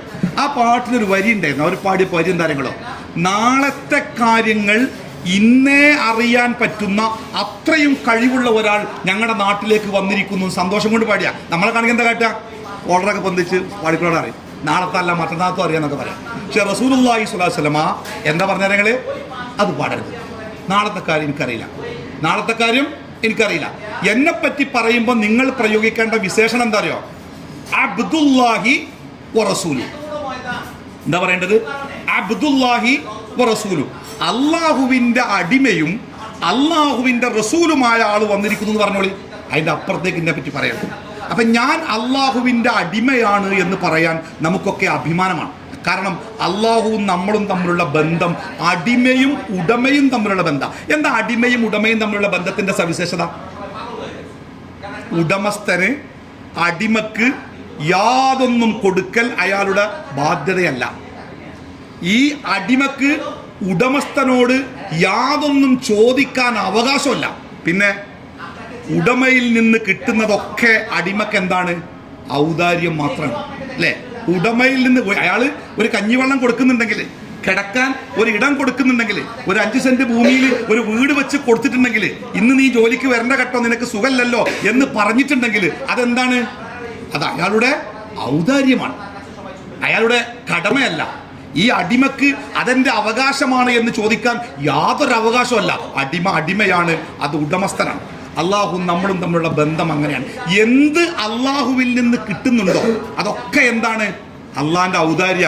ഈ മൂർധാവിലെ മുടി മുതൽ കാലിന്റെ പെരുവിരലിന്റെ നഖം വരെ നമ്മുടെ ശരീരത്തിൽ എന്തൊക്കെയുണ്ടോ അതൊക്കെ എന്താണ്?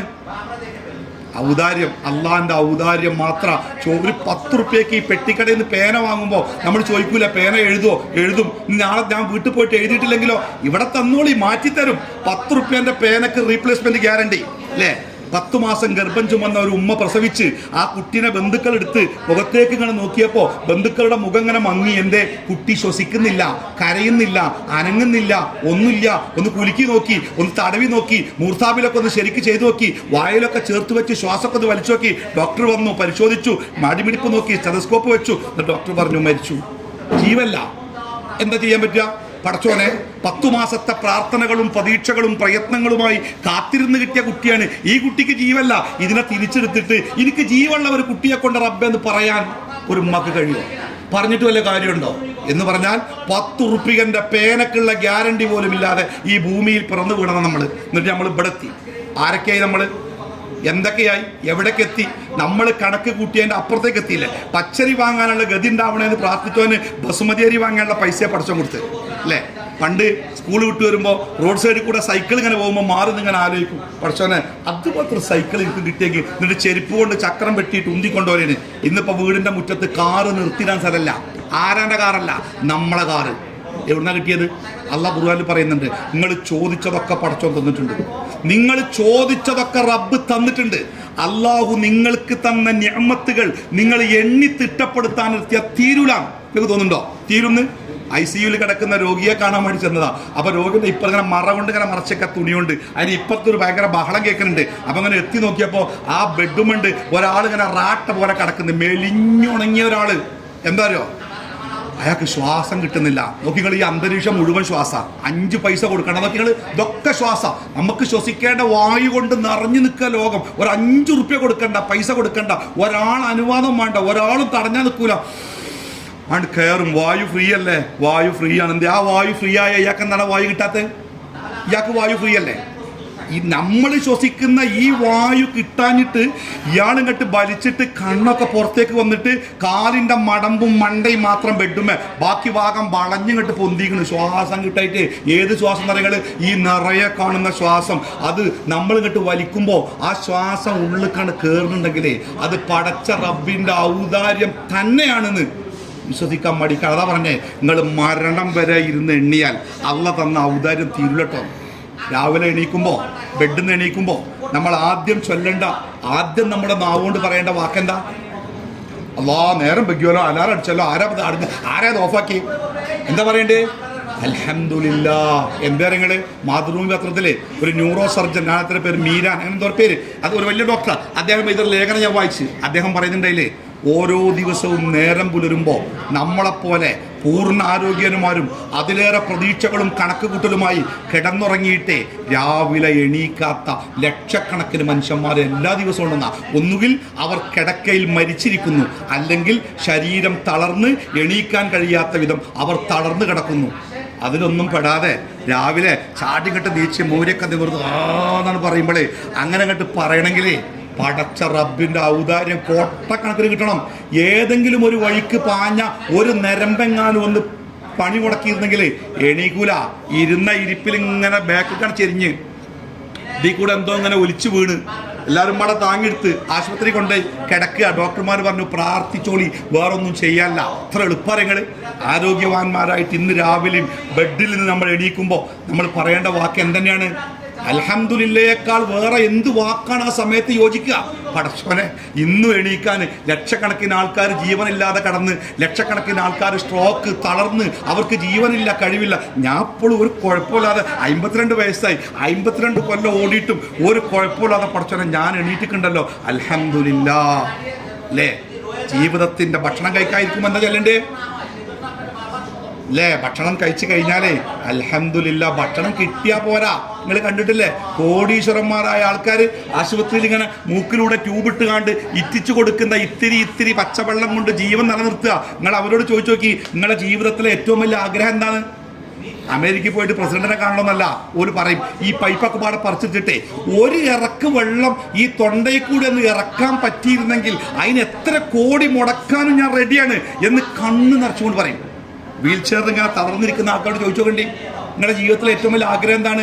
ന്യൂയോർക്കിൽ സ്ഥലം വാങ്ങാനല്ല, വല്ല ആഗ്രഹം എന്താ? നിങ്ങൾ ഈ വീൽ ചെയർ ഇല്ലാതെ ഈ ചുമരുമ്മ പറ്റിപ്പിടിച്ചിട്ടെങ്കിലും ആ ബാത്റൂമൊക്കെ ഒന്ന് പോകാൻ പറ്റിയെങ്കിൽ അല്ലേ?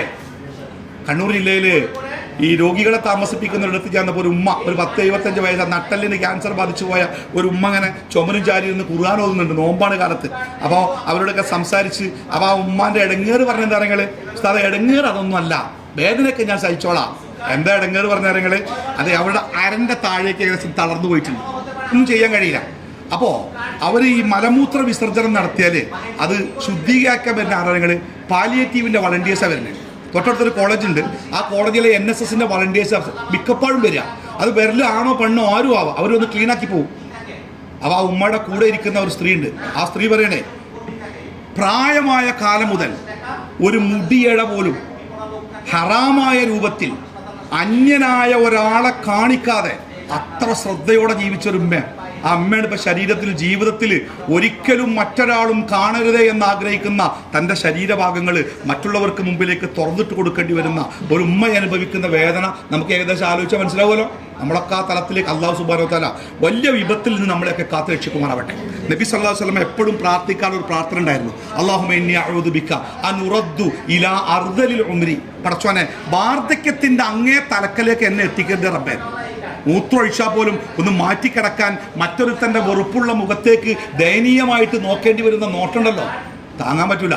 അപ്പം തന്നെ പ്രാർത്ഥിക്കുക, പഠിച്ചോനെ വലിയ അടങ്ങേറിൻ്റെ ആയുസ്സൊന്നും തരരുതേന്ന് റബ്ബിനോട് നമ്മൾ പ്രാർത്ഥിച്ചുകൊണ്ടിരിക്കണം. അപ്പോൾ ഞാൻ വിഷയത്തേക്ക് തിരിച്ചു വരാം. ഇത്രയും അള്ളാഹുവിൻ്റെ കാരുണ്യം എമ്പാടും കിട്ടിക്കൊണ്ടിരിക്കുന്ന നമ്മളെ സംബന്ധിച്ച് ആ കാരുണ്യവാനായ അള്ളാഹുവും നമ്മളും തമ്മിലുള്ള ബന്ധത്തിൻ്റെ ഒരു ചരടുണ്ട്, കാണാത്ത ഒരു ചരട്. ആ ചരടാണ് പ്രാർത്ഥന. അള്ളാഹുവും നമ്മളും തമ്മിലുള്ള ബന്ധം നിശ്ചയിക്കുന്നത് പ്രാർത്ഥനയാണെന്ന് അള്ളാഹു തആല ഖുർആനിൽ പറയണേ. എന്താ പറഞ്ഞറിയോ? ഖുൽ, നബിയെ പറഞ്ഞു കൊടുക്കും, ഖുർആൻ ഒരു അത്ഭുതം കേട്ടോ. നമ്മളിങ്ങനെ ഈ ഖുർആൻ ഇങ്ങനെ അറിയാണ്ട് ഹിന്ദിപ്പാട്ട് പാട്ടന്മാരൊക്കെ നിൽക്കുന്നോട്ട് നിന്ന് പിന്നെ കുറേ നേരം ഇങ്ങനെ ന്യൂട്രലിൽ നിന്ന് പിന്നെ ചാടി ഇങ്ങനെ പോണ പോക്കുണ്ടല്ലോ. അതിനപ്പുറത്തേക്ക് ഖുർആൻ്റെ ഓരോ പദങ്ങൾ ഇങ്ങനെ നോക്കുക. അതിൽ ചോദ്യങ്ങളുണ്ട്, ഉത്തരങ്ങളുണ്ട്, മുന്നറിയിപ്പുണ്ട്, വാണിംഗ് ഉണ്ട്, സന്തോഷിപ്പിക്കലുണ്ട്, ആശ്വസിപ്പിക്കലുണ്ട്, എന്തൊക്കെ ഉണ്ട് ഖുർആനിലെ കാര്യങ്ങൾ. അതിൽപ്പെട്ടൊരു വാക്കാണ് കുൽ. നബിയെ പറഞ്ഞു കൊടുക്ക്, മാ യഅബഉ ബിക്കും റബ്ബി ലൗലാ ദുആഉക്കും. നിങ്ങളുടെ പ്രാർത്ഥന ഇല്ലെങ്കിലേ അള്ളാഹു നിങ്ങളെ പരിഗണിക്കുകയേ ഇല്ല. നമ്മളെ പൈസ, നമ്മളെ പദവിയോ, നമ്മൾ മാനേജറാണ്, സൂപ്പർ മാനേജറാണ്, ലോകം തന്നെ നമ്മളതാണ്, ഒരു കാര്യമല്ല. കാരണം അള്ളാഹുവിൻ്റെ മുമ്പിൽ നമ്മൾ ആരാണ്? ഞാൻ ഒന്നാമത്തെ ക്ലാസ്സിൽ പറഞ്ഞില്ലേ, അൻതുമുൽ ഫുഖറാഉ ഇലല്ലാഹ്. അള്ളാഹിൻ്റെ അടുത്ത് നമ്മളൊക്കെ ഫക്കീറാണെന്ന്. ആരാ ഫക്കീർ പറഞ്ഞാൽ? ഫക്കീർ, നമ്മൾ സക്കാത്തിൻ്റെ ആൾക്കാരെ പറ്റി പഠിച്ചപ്പോൾ ഒന്നാമത്തെ അവകാശി ഫക്കീർ, 2 മിസ്കീന്. ആരാ ഫക്കീറും മിസ്കീനും? ഫക്കീർ എന്ന് പറഞ്ഞാൽ സ്വന്തം പ്രാരാബ്ദങ്ങൾ മറ്റുള്ളവർ കാര്യം വിശന്നിട്ട് വയ്യടാ ഒരു ചോറ് വാങ്ങി തരുമോ, മറ്റൊരു മരുന്ന് വാങ്ങാൻ പൈസ അല്ല, ഒരു 10 റുപ്യ തരുമോ എന്ന് തൻ്റെ പ്രാരാബ്ദം ഒരാളോട് പറഞ്ഞ് ഭിക്ഷ യാചിച്ച് ജീവിക്കുന്നവനാ ആര്? ഫക്കീർ. മിസ്കീൻ ആരാ? മിസ്കീൻ എന്ന് പറഞ്ഞാൽ സ്വന്തം പ്രാരാബ്ദം ആരെയും അറിയിക്കാതെ കഷ്ടപ്പെട്ട് ജീവിക്കുന്ന ആളാണ് മിസ്കീന്. ഇവിടെ അള്ളാഹു നമ്മളെ പറ്റി എന്താ പറഞ്ഞ കാര്യങ്ങൾ? അൻതുമുൽ ഫുഖറാഉ ഇലല്ലാഹ്. നിങ്ങളൊക്കെ പടച്ചോൻ്റെ മിസ്കീനാണെന്നാ. നമ്മളെ ബാങ്ക് ബാലൻസോ നമ്മളെ പറമ്പിൻ്റെ ആധാരമോ അറിയാത്തവനല്ല പടച്ചോൻ. പിന്നെ എൻ്റെ റബ്ബ് പറഞ്ഞ നിങ്ങൾ മിസ്കീനാണല്ലേ? അതൊക്കെ നിങ്ങളുടേതല്ലാതാവാൻ, നമ്മുടേതല്ലാതാവാൻ ഈ ചൂണ്ടുവരലിങ്ങനെ വാരിയല്ലുകൾക്കിടയിൽ ഇങ്ങനെ ഉറപ്പിച്ചു വെച്ചാൽ അതിലൊരു ചെറിയൊരു മിടിപ്പുണ്ട്, അത് നിന്നാൽ മതി. നമ്മളെ ഭാര്യ പ്രാർത്ഥിക്കും, അല്ലാഹുമ്മ അബ്ദിൽഹു സൗജൻ ഖൈറൻ മിൻ സൗജി. പടച്ചോനെ എന്നെക്കാളും നല്ലൊരു ഭാര്യയെ കൊടുക്കണം കേട്ടോ, കാരണം ഞാനൊരു ബ്രോക്കർ വന്നാൽ നല്ല കല്യാണം വന്നാൽ കഴിഞ്ഞു പോകും, ഇയാൾ ഒറ്റയ്ക്ക് കഴിക്കാറ്, അതുകൊണ്ട് പടച്ചോനെ. അതുവരെ എന്താ പറഞ്ഞാൽ നിങ്ങൾ നെഞ്ചത്ത് പറ്റി പിടിച്ചെന്താ പറഞ്ഞാലോ, മരിച്ചാലും ഞങ്ങൾ കഴിക്കാറ് കേട്ടോ. പക്ഷെ എത്ര എളുപ്പം മാറിയ നിങ്ങൾ അല്ലാഹുമ്മ അബ്ദിൽഹു സൗജൻ ഖൈറൻ മിൻ സൗജി വാഹിലൻ ഖൈറൻ മിൻ ല. പെട്ടെന്ന് മാറും മനുഷ്യൻ, അത്രയേ ഉള്ളൂ. അവൻ്റേതെന്ന് പറയുന്നത് നിങ്ങൾക്ക് ഈ ഭൂമിയൊക്കെ വാങ്ങുമ്പോഴേ അതിൻ്റെ കൂടെ ആധാരത്തിൻ്റെ കൂടെ അടിയാധാരം എന്ന് പറഞ്ഞ സാധനം നമ്മൾ കണ്ടിട്ട്. എന്താ അടിയാധാരം? അതുവരെ ആ ഭൂമി ആരുടേതായിരുന്നു എന്നാണ് അടിയിലെ 47 ഇന്നാള് രാമൻകുട്ടിയാരെ മക്കൾക്ക് അനന്തരാവകാശം കിട്ടി, ആ മക്കൾ ഇന്നാക്കി വിറ്റ്, അങ്ങനെ ആ ഭൂമി വന്ന വഴിയാണ് അടിയാധാരം. കുറേ ആൾക്കാരുടെ പേരുണ്ടായില്ല. അതിപ്പം ആ അടിയാധാരത്തിലെ അവസാനത്തെ പേര് ആരെ പേരാ? നമ്മളെ പേരാ. നാളെ ആ പേരിന് ശേഷം വേറൊരു പേര് വരും. അതിനർത്ഥം എന്താണ്? ആ ഭൂമി നമ്മളുടേതല്ലാതായിട്ടുണ്ട്. ഇപ്പം ഇരിക്കണ കസേര മുപ്പര് പോകുമ്പോൾ പറയണം, നല്ല തിരക്കാണ്, ഇതായി കസേര ഉണ്ട് കേട്ടോ, ഞാൻ വേറെ ആൾ ഇരിക്കരുത് കേട്ടോ, മൂത്രമൊഴിച്ച് വന്ന്. അപ്പോൾ വേറെ ആൾ ഇരുന്നീനി, എന്നിട്ട് അവിടെ നിൻ്റെ കസേരയല്ലേ പിടിച്ച് അവിടെ തന്നെ ഇരുത്തി. ക്ലാസ് കഴിഞ്ഞു, ഇപ്പോൾ പോവുമോ? പോവും. ഈ കസേരയും കൊണ്ട് പോവുമോ? എൻ്റെ കസേരനെ കൊണ്ട് പറയോ? ഇല്ല. കസേര ഇവിടെ കിടക്കും, നമ്മൾ പോവും. നമ്മുടെ വീട് ഇവിടെ കിടക്കും, നമ്മൾ ഒറ്റക്കാ പോവുക. ഞാനിങ്ങനെ കോഴിക്കോട് ജില്ലയിലൊരു വലിയ നമ്മുടെ സമയത്തിൻ്റെ എത്ര സമയത്ത് 42 മിനിറ്റ്. ഞാൻ കോഴിക്കോട് ജില്ലയിലെ ഒരു വലിയ ധനികനായ ഒരാൾ മരിച്ചു. അപ്പോൾ ഞങ്ങൾ ആളുകൾ കണ്ടമാനം കുടിച്ച് മഴ ഇങ്ങനെ തിമിർത്ത് പെയ്യാൻ വേണ്ടി ഇങ്ങനെ കറുത്ത് നിൽക്കുക. അപ്പോൾ അദ്ദേഹത്തിൻ്റെ മയ്യത്ത് പെട്ടെന്ന് വീട്ടിൽ നിന്ന് ഇറക്കി, വേഗം ഇറക്കിയിട്ട് പള്ളിപ്പറമ്പിൽ കൊണ്ടുപോയിട്ട് ഞങ്ങൾ തെസ്ബീത്ത് മയ്യത്ത് കബറിൽ വെച്ച് തെസ്ബീത്ത് ചെല്ലാൻ തുടങ്ങിയതാണ്ട് പൊളിഞ്ഞടി മഴ, പെരുമഴ. ആളുകൾ കുറച്ചൊക്കെ പിടിച്ചു, പിന്നെ പല വഴിക്ക് ഓടി. അവിടെ ടാർപ്പായ കെട്ടിയിട്ടുണ്ട്, ജോലിക്കാരും കുറച്ച് ആൾക്കാരും മാത്രം ഉള്ളിൽ, ബാക്കിയൊക്കെ ഓടി. അപ്പോൾ അദ്ദേഹത്തിൻ്റെ വീട് പള്ളിയുടെ തൊട്ടടുത്താണ്, പിന്നെ അങ്ങാടിയാണ്. അപ്പോൾ കുറേ ആൾക്കാർ അദ്ദേഹത്തിൻ്റെ വീട്ടിൽ കയറി, ചില ആൾക്കാർ പള്ളി കയറി, ചില ആൾക്കാർ അങ്ങാടിക്ക് ഓടി.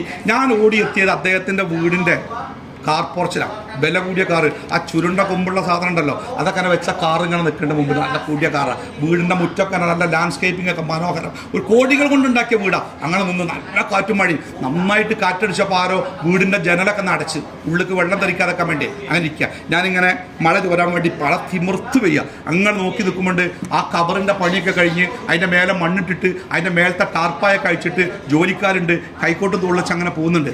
ഞാൻ അങ്ങനെ വെറുതെ ആലോചിച്ചു, അദ്ദേഹം ഉണ്ടാക്കിയ കോടികളുടെ വീടാത്, അദ്ദേഹത്തിൻ്റെ ഭാര്യ മക്കളൊക്കെ ഉള്ളിലുണ്ട്. പെരും മഴയാണ് പെയ്യണേ. ഒരു 10 മിനിറ്റ് കൂടി ആ മഴ പെയ്താൽ, അങ്ങനെ പെയ്താൽ ആ കബറിൻ്റെ മേലെയുള്ള നനഞ്ഞ മണ്ണിലേക്ക് ആ മഴ പെയ്താൽ ആ വെള്ളം ഇങ്ങനെ താഴേക്ക് ഊർന്നു പോയിട്ട് അതിൻ്റെ മേലെ വെച്ച സ്ലാബിൻ്റെ വിടവിലൂടെ ചളിവെള്ളമായിട്ട് എങ്ങോട്ടുറ്റും? താഴത്തേക്കുറ്റും. വെള്ളത്തുണിയിൽ പൊതിഞ്ഞ 7 അടി വലിപ്പമുള്ള ആ മനുഷ്യൻ്റെ ദേഹത്തെ വെള്ളത്തുണി ചളി കൊണ്ട് മുക്കിയ തുണിയാവും. മുഖത്തൊക്കെ വെച്ച പഞ്ഞൊക്കെ ഉണ്ടല്ലോ, അത് ചളിയിൽ ഇങ്ങനെ കുതിർന്ന് കിടക്കും. ഒരു 10 മിനിറ്റ് മഴ പെയ്താൽ മതി. എന്നിട്ട് ഞാൻ വെറുതെ ഇങ്ങനെ ആലോചിച്ച്, കോടികൾ കൊണ്ടുണ്ടാക്കിയ വീടാ, ഭാര്യ മക്കളൊക്കെ ഉണ്ട്, ചീറ്റലിൻ്റെ വെള്ളം വരാതിരിക്കാൻ ആ ജനലടച്ചത്. ഭാര്യക്കെങ്കിലും തോന്നിയോ? ഈ കോടികൾ കൊണ്ട് വീടുണ്ടാക്കിയ പ്രിയപ്പെട്ടവൻ ആ പള്ളിപ്പറമ്പിലെ പെരുമഴയത്ത് കിടക്കുക. അതുകൊണ്ട് മക്കളെ, ഒരു 10 റുപ്യൻ്റെ പ്ലാസ്റ്റിക് വാങ്ങിയിട്ട് ബാപ്പാൻ്റെ കബറിൻ്റെ മേലെ ഒന്ന് വിരിച്ചു കൊടുക്കിയെന്ന് പറയുമോ? ചെയ്യണ്ട, ചെയ്യാൻ പാടില്ല. പക്ഷെ അങ്ങനെ തോന്നും. നമ്മളൊക്കെ ബാപ്പ ഉണ്ടാക്കിയ വീട്ടിൽ മഴ കൊള്ളാതിരിക്കുമ്പോൾ ബാപ്പ പെരുമഴയത്താണല്ലോ എന്ന് ആർക്കെങ്കിലും തോന്നുമോ? അത്രേ ഉള്ളൂട്ടോ. കെട്ടിപ്പിടിച്ചും വെട്ടിപ്പിടിച്ചും ഉണ്ടാക്കുന്ന സ്വത്തൊക്കെ നമ്മുടേതല്ലാതാവാൻ നിമിഷങ്ങൾ മതി എന്ന ഒരു ഓർമ്മ എപ്പോഴും മനസ്സിലുണ്ടാവുന്നത് നല്ലതാണ്. അതുകൊണ്ട് നബി സ്വല്ലല്ലാഹു അല്ലാഹു നമുക്ക് പഠിപ്പിച്ചു തരാം, മാ യഅബഉ ബിക്കും റബ്ബി, അള്ളാഹു നിങ്ങളെ പരിഗണിക്കുകയേ ഇല്ല, ലൗലാ ദുആഉക്കും, നിങ്ങളുടെ പ്രാർത്ഥന ഇല്ലെങ്കിൽ. നമ്മുടെ കൂട്ടത്തിൽ അള്ളാഹു ഏറ്റവും കൂടുതൽ പരിഗണിക്കുന്ന വ്യക്തി ആരെങ്ങൾക്കറിയാം? അതെന്തായാലും മൗലവിക്കാരം, അല്ലെങ്കിൽ അക്ബർക്കേക്കാരം, അല്ലെങ്കിൽ ഇങ്ങനെക്കാരം, അങ്ങനെ പറയാൻ പറ്റുമോ? ഇല്ല. നമ്മുടെ കൂട്ടത്തിൽ ആരാണോ ഏറ്റവും കൂടുതൽ അള്ളാഹുവിനോട് പ്രാർത്ഥിക്കുന്നത് ആ ആളാണ് അള്ളാഹു ഏറ്റവും പരിഗണിക്കുന്ന ആൾ. പ്രാർത്ഥിക്കാൻ മടി കാണിക്കുന്ന ആൾക്കാരെ കുറിച്ച് അള്ളാഹു എന്താ പറഞ്ഞ കാര്യങ്ങൾ അതുകൂടി കേൾക്കണം. ഇന്നല്ലദീന യസ്തക്ബിറൂന അൻ ഇബാദത്തി. ഇവിടെ ഇബാദത്ത് പറഞ്ഞ പ്രാർത്ഥന, കാരണം അതിന്റെ തൊട്ട് മുമ്പത്തെ പദവുമായി ബന്ധപ്പെട്ട് വരുന്ന പദമാണ്. ഇന്നല്ലദീന യസ്തക്ബിറൂന അൻ ഇബാദത്തി. നമ്മോട് പ്രാർത്ഥിക്കുന്ന കാര്യത്തിൽ മടി കാണിക്കുന്നവൻ, അഹങ്കാരം കാണിക്കുന്നവൻ എന്നാ പറഞ്ഞേ അള്ളാഹിനോട്. അപ്പം നമ്മളിവിടെ പട്ടിണി, എല്ലാവർക്കും ചോറില്ല, പട്ടിണി, എല്ലാവരും പട്ടിണിയില്ല. അപ്പം നമ്മളിവിടെ ചോറ് വെച്ചുകാണ്ട് ഇങ്ങനെ വിളമ്പുക. പക്ഷെ ഇവിടെ വന്നുകാണ്ട് വാങ്ങണം ചോറ്. അപ്പോൾ ഒരുത്തണ്ട അവിടെ ഇരിക്കണം, എനിക്ക് ചോറ് വേണ്ടേ, ചോറ് വേണം, നാളെ പോയി വാങ്ങിക്കോ. വാങ്ങാനൊന്നും ആവില്ല, മാണിന് കൊടുത്തോട്ടെ, കൊടുത്തെന്നാ തിന്നാ എന്ന് പറഞ്ഞ് റോട്ടിലിരുന്ന് അവനെ പറ്റി എന്താ പറയാം? അഹങ്കാരിയോ പട്ടിണി എടുക്കട്ടെ അല്ലേ? എന്ത് ഈ മുടിയൊന്ന് അനക്കണമെങ്കിൽ അള്ളാഹിൻ്റെ ഔദാര്യം വേണമെന്നിരിക്കെ ആ അള്ളാഹിനോട് ചോദിക്കാനും പറയാനും മനസ്സില്ലാത്തവനെ അഹങ്കാരി എന്നല്ലാതെ പിന്നെ എന്താ വിളിക്കുക? ഇന്നല്ലദീന യസ്തക്ബിറൂന അൻ ഇബാദത്തി. നമ്മളോട് പ്രാർത്ഥിക്കുന്ന കാര്യത്തിൽ അഹങ്കാരം കാണിക്കുന്നവൻ സയദ്ഖുലൂന ജഹന്നമ ദാഖിലിൻ. എന്താർത്ഥം? നിന്ദ്യനായി, നികൃഷ്ടനായി ഓ നരകത്ത് പോകുന്ന പറഞ്ഞു. അപ്പോൾ അള്ളാഹുവിനോട് നന്നായിട്ട് പ്രാർത്ഥിക്കും, നന്നായിട്ട് പ്രാർത്ഥിക്കും. എന്തൊക്കെ നമുക്ക് വേണം അതൊക്കെ പ്രാർത്ഥിക്കാം. അള്ളാഹിൻ്റെ മുമ്പിൽ അസാധ്യമെന്ന ഒരു പദം നെപ്പോളിയൻ പറഞ്ഞില്ലേ, എന്താണ് അസാധ്യം എന്ന പദം? ഡിക്ഷണറി ഇല്ലാതെ അള്ളാഹുവുമായി മനസ്സിലാക്കുമ്പോൾ അസാധ്യമെന്ന ഒരു പദമില്ല. സൂറത്തു മറിയമിൻ്റെ ആദ്യത്തിൽ സക്കരിയ നബി അലൈഹി സ്വലാത്തു വസ്സലാമിൻ്റെ ഒരു പ്രാർത്ഥന, ഞാൻ അതിൻ്റെ മുമ്പത്തെ ക്ലാസ്സിൽ പറഞ്ഞാട്ടോ, എല്ലാവർക്കും വേണ്ടി ഒന്നുകൂടി ആവർത്തിക്കുക. സക്കരിയ നബി അലൈഹി സ്വലാത്തു വസ്സലാമിൻ്റെ പ്രാർത്ഥന പറയുന്നുണ്ട്. ഖുർആനൊക്കെ പുസ്തകത്തിൽ മൊബൈലൊക്കെ ഉണ്ടല്ലേ, സൂറത്ത് മറിയം എടുക്കുക, കാഫ് ഹാ യാ ഐൻ സ്വാദ് എന്ന് ആരംഭിക്കുന്ന സൂറത്ത് എടുക്കുക. ദിക്റു റഹ്മത്തി റബ്ബിക അബ്ദഹു സക്കരിയ, തൻ്റെ അടിമയായ സക്കരിയയെ കുറിച്ച് അള്ളാഹ് പറയാൻ പോവാണ്.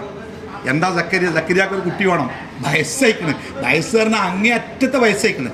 ആ സക്കരിയ നബി അലൈഹി സ്വലാത്തു വസ്സലാം അള്ളാഹിനോട് പ്രാർത്ഥിക്കുക. എന്താ പറയുക? റബ്ബി ഇന്നി വഹനൽ അൽമു മിന്നി വസ്തഅല റഅസു ശൈബ. പടച്ചോനെ, മുടിയൊക്കെ നിരച്ച് നിരച്ച് നിരച്ച് നിരച്ച് വെളുത്ത് വെള്ളി പോലെ ഇരിക്കണ്, തൊലിയൊക്കെ ചുളിഞ്ഞ് ചുളിഞ്ഞാകെ തൂങ്ങിക്കണ്, ശരീരമൊക്കെ വാർദ്ധക്യം കൊണ്ട് എല്ലുകളൊക്കെ വളഞ്ഞ് നുരുമ്പി നേരെ നിൽക്കുക. ഇങ്ങനെ ഒരു വയസ്സ്, ഒരു 100 വയസ്സായ ഒരാൾ ഇങ്ങനെ വയസ്സായിട്ട് ആ റോഡിൽ നിന്നാണ്ട് പടച്ചോനെ എനിക്കൊരു കുട്ടിയെ കൊണ്ടുവരാം റബ്ബെ, നമ്മളെന്താ പറയുക, വയസ്സിൻ്റെ ഒരു ആഗ്രഹം കണ്ടല്ലേ, കബർക്ക് കാലൊക്കെ നയിക്കണം, ഇപ്പോഴെ പായൊക്കെ കുട്ടി പോകാക്കാവെന്ന് പറയും നമ്മൾ. പക്ഷേ സക്കരിയ നബി പ്രാർത്ഥിക്കണമൊക്കെ റബ്ബി ഇന്നി വഹനൽ അൽമു മിന്നി വസ്തഅല റഅസു ശൈബ. പടച്ചോനെ, മുടി നരച്ചിക്കണ്, അസ്ഥികളൊക്കെ നുരുങ്ങിക്കണ്, ഒരു കുട്ടിക്ക് വേണ്ടി ചോദിക്കാവുന്നതിൻ്റെ അപ്പുറത്തെ പ്രായത്തിലെത്തിക്കണ്. വലം അകും ബിദുആഇക റബ്ബി ശഖിയ. പടച്ചോൻ അങ്ങനെയൊക്കെ ആണെങ്കിലും പടച്ചോനെ ഈ വിചാരിച്ചാൽ എനിക്കൊരു കുട്ടി ഉണ്ടാവുന്നുള്ള വിഷയത്തിൽ എനിക്ക് ഒരു തർക്കമല്ല, ഒരു സംശയമല്ല. ഇനിയിപ്പോൾ എങ്ങനെ പടച്ചോൻ എനിക്കൊരു കുട്ടിയെ തരാൻ കഴിയുമോ? അങ്ങനെ ഒരു സംശയേ എൻ്റെ അടുത്തില്ല. കാരണം അല്ലാഹു അലാ കുല്ലി ഷൈഇൻ ഖദീർ. അതുകൊണ്ട് പഠിച്ചു ഒരു കുട്ടിയെ തരണം കേട്ടോ. കിട്ടിയോ? കിട്ടി. ആ കുട്ടിയാണ് ആര്? യഹ്യ നബി അലൈഹി സ്വലാത്തു വസ്സലാമിലെ അള്ളാഹു നമുക്ക് ആ പാഠം പറഞ്ഞുതരാം. അതുകൊണ്ട് 4ാം സ്റ്റേജും കഴിഞ്ഞ് ആ മെഡിക്കൽ കോളേജിൽ നിന്ന് മടക്കി ഇനിയിപ്പോൾ ഹോമിയോ ആശുപത്രി പോകാൻ പറഞ്ഞേക്കുക. ഇനിയിപ്പോൾ എന്താ പ്രാർത്ഥിച്ചിട്ടൊന്നും കാര്യമില്ലല്ലോ എന്ന് പറയണ്ട. ഈ ലോകത്തെ പർവ്വതങ്ങളുണ്ടാക്കാൻ നമ്മൾ പുഴയെ കണ്ടില്ല. നമ്മൾ പുഴയ്ക്ക് ഇറങ്ങിയിട്ട് ഒരു കോരൽ വെള്ളം കൊണ്ട് മുഖം ഒന്ന് കഴുകി, ആ വെള്ളത്തിൻ്റെ ബാക്കി കൊണ്ട് തന്നെ പിന്നെയും മുഖം കഴുകണമെന്ന് വിചാരിച്ചാൽ നടക്കുമോ? ആ വെള്ളം പോയി. ബേക്കിൽ വരുന്ന വെള്ളം ഏതാണ്? പുതിയ വെള്ളം. അങ്ങനെ ഒഴുകിക്കൊണ്ടിരിക്കുക. ഈ പ്രപഞ്ചത്തിൽ ഇത്രയും വലിയ സംഭവങ്ങൾ ഉണ്ടാക്കിയ പടച്ചോനുണ്ടോ? നമ്മുടെ ശരീരത്തിലെ ഒരു ഇത്തിരി രോഗത്തെ ഇല്ലാതാക്കാനും പിൻവലിക്കാൻ ഇത്ര പണി. അള്ളാഹ്ക്ക് എല്ലാം എളുപ്പമാണ്. അതുകൊണ്ട് ഒരു കാര്യത്തിലും നിരാശരാവാതെ പ്രാർത്ഥിക്കാം. ഇനിയിപ്പോൾ പ്രാർത്ഥിച്ചിട്ട് കാര്യമില്ല, ഇനിയിപ്പോൾ എന്താ പ്രാർത്ഥിച്ചിട്ട് കാര്യം ഇല്ല, എപ്പോഴും പ്രാർത്ഥിക്കുക. നമ്മളെ റബ്ബ് എന്തിനും കഴിവുള്ളവനാ. അതാണ് ഇസ്ലാം നൽകുന്ന ഒന്നാമത്തെ സമാധാനം. ഞാൻ തുടങ്ങിയത് അവിടെയല്ലേ, സമാധാനം. ഒരിക്കലും നമ്മൾ ഒറ്റക്കല്ല. ഇനിയിപ്പോൾ ആരോടാ ഞാൻ പറയാം, ഇനിയിപ്പോൾ ആരെന്നെ സഹായിക്കുക, ഇനി ആരോടൊപ്പം എൻ്റെ സങ്കടം എന്ന് പറയാം. അങ്ങനെ ചോദിക്കുമ്പോഴൊക്കെ ആരുണ്ട്? എനിക്കൊരാളുണ്ട്. ഇന്ന മഅയ റബ്ബി, എൻ്റെ കൂടെ എൻ്റെ റബ്ബുണ്ട്. മൂസാ നബി ബനു ഇസ്രായേലിനെയും കൊണ്ട് പോവാ രക്ഷപ്പെടാൻ വേണ്ടി. പക്ഷെ എത്തിയത് ഇവിടെ ചെങ്കടലിൻ്റെ തീരത്തിലെ തിരമാല അടിക്കുന്ന കടൽ, ബേക്കിൽ കൊല്ലാൻ വരുന്ന പട്ടാളക്കാർ. ഈ മനുഷ്യന്മാർ മൂസാ നബിയെ കുറ്റപ്പെടുത്തി, മൂസേ അനക്ക് രക്ഷപ്പെടുത്താൻ കഴിയില്ലെങ്കിൽ എന്തിനാ ഞങ്ങൾ വിളിച്ചിറക്കി കൊടുന്നത്? ഞങ്ങളെ വീട്ടിൽ സ്വസ്ഥമായിട്ട് ജീവിക്കായിരുന്നല്ലോ, എന്തിനാ ഞങ്ങളെ നീ വിളിച്ചിറക്കി കൊടുക്കുന്നത് മരണത്തിലേക്കോ? നിനക്ക് കഴിയാത്തൊരു പണിക്ക് എന്തിനാ ഇറങ്ങിയത്? ഇപ്പം എല്ലാ വാതിലും അടഞ്ഞില്ലേ, ഒന്നുകിൽ കടലിൽ ചാടി മരിക്കണം, അല്ലെങ്കിൽ വെട്ടുകൊണ്ട് മരിക്കണം, വേറെ മാർഗമല്ലല്ലോ. എന്തേ മൂസാ നബി പറഞ്ഞത്? ഹെല്ല, അങ്ങനെ പറയരുത്. ഇന്ന മഅയ റബ്ബി, എൻ്റെ കൂടെ എൻ്റെ റബ്ബുണ്ടേ, സയഹ്ദീൻ, ആ റബ്ബ് എനിക്കൊരു വഴി കാണിച്ചു തരും. എന്താല്ലേ ആത്മവിശ്വാസത്തിന്റെ കൊടുമുടി. ഇബ്രാഹിം നബീനെ തീയിലെറിയാൻ വേണ്ടി കയ്യും കാലും കെട്ടി റെഡിയാക്കി നിർത്തിയേക്കുക. അപ്പം ചില ആൾക്കാർ വന്ന്, ഇബ്രാഹിമെ ഞങ്ങളൊന്ന് സഹായിച്ചാലോ, ഇത് ചെറിയൊരു അഡ്ജസ്റ്റ്മെന്റ് തയ്യാറാവുകയാണെങ്കിൽ ഞങ്ങൾ സഹായിക്കാം, അപ്പം തൽക്കാലം ഇത് രക്ഷപ്പെടാം, ഞങ്ങൾ ശ്രമിക്കട്ടെ. എന്താ ഇബ്രാഹിം പറഞ്ഞ്? ബുദ്ധിമുട്ടുണ്ട്, ഞങ്ങൾ പോയിക്കോളി. എന്താ പറഞ്ഞേ? എനിക്ക് ഹസ്ബി അല്ലാഹ്, എനിക്ക് അള്ളാഹ് ഉണ്ട്, നിഅമൽ വക്കീൽ, എൻ്റെ കാര്യം ഞാൻ അള്ളാഹിനെ ഏൽപ്പിച്ചിരിക്കുന്നു, അതുകൊണ്ട് നിങ്ങൾ പോയിക്കോളി. അതൊരു ആത്മവിശ്വാസമാണ്. അപ്പോൾ ആരുടെ മുമ്പിലും തോറ്റുപോകാത്ത, ആരുടെ മുമ്പിലും ഇപ്പം നമ്മളെയൊക്കെ തകർത്തിട്ടേ കുറേ ആൾക്കാർ കൂടി നമ്മളങ്ങോട്ട് തകർത്ത് തരിപ്പണാക്കി ഒന്നുമില്ലാത്തവനായി. കോഴിക്കോട് കടപ്പുറത്തിൻ്റെ ഒരാൾ അത്ര വിറ്റ് കിടക്കണം. കോഴിക്കോട് കടപ്പുറത്ത് മുഖത്തേക്ക് നോക്കിയ 10-65 വയസ്സുണ്ട്, നല്ല ആഠ്യത്വം തോന്നിക്കുന്ന ഒരാളാണ്. അത്തറിൻ്റെ കുപ്പി ഇങ്ങനെ 20-30 വിൽക്കുകയാണ്. അപ്പോൾ അദ്ദേഹത്തെ എൻ്റെ ഒരു സുഹൃത്തുണ്ട് കോഴിക്കോട് ടൗണിൽ.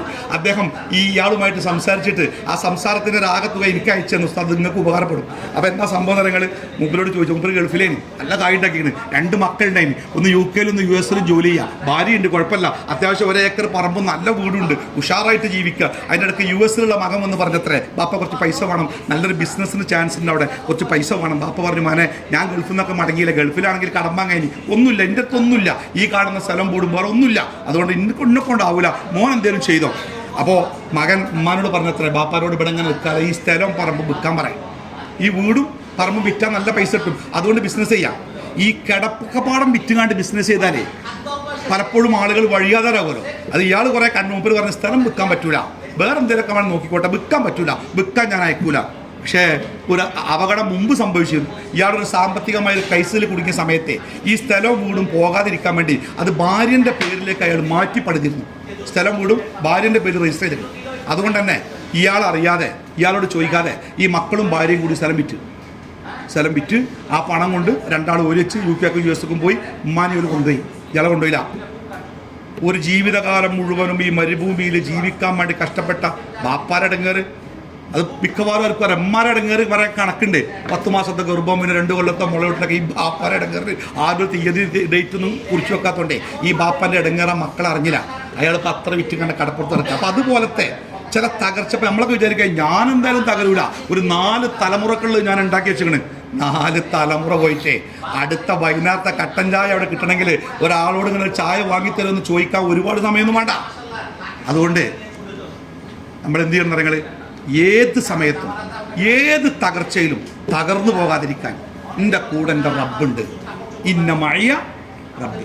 ആ റബ്ബും നമ്മളും തമ്മിലുള്ള ബന്ധം എങ്ങനെയാണ് നിങ്ങൾ? ഇപ്പം നമ്മളെ കൂട്ടത്തിൽ ചില ആൾക്കാരുണ്ടാവും പ്രാർത്ഥിക്കാൻ തോന്നൂല. നിസ്കാരം കഴിഞ്ഞാൽ ആ പടം മടക്കി തോളിലിട്ട് ഒറ്റ പോരല്ല. എന്താ തോന്നാത്തരങ്ങൾ? പടച്ചോ ഓനെ കുറച്ച് വിട്ടാ നിർത്തിക്കണേ, പേടിച്ചണം അങ്ങനത്തെ ആൾക്കാർ.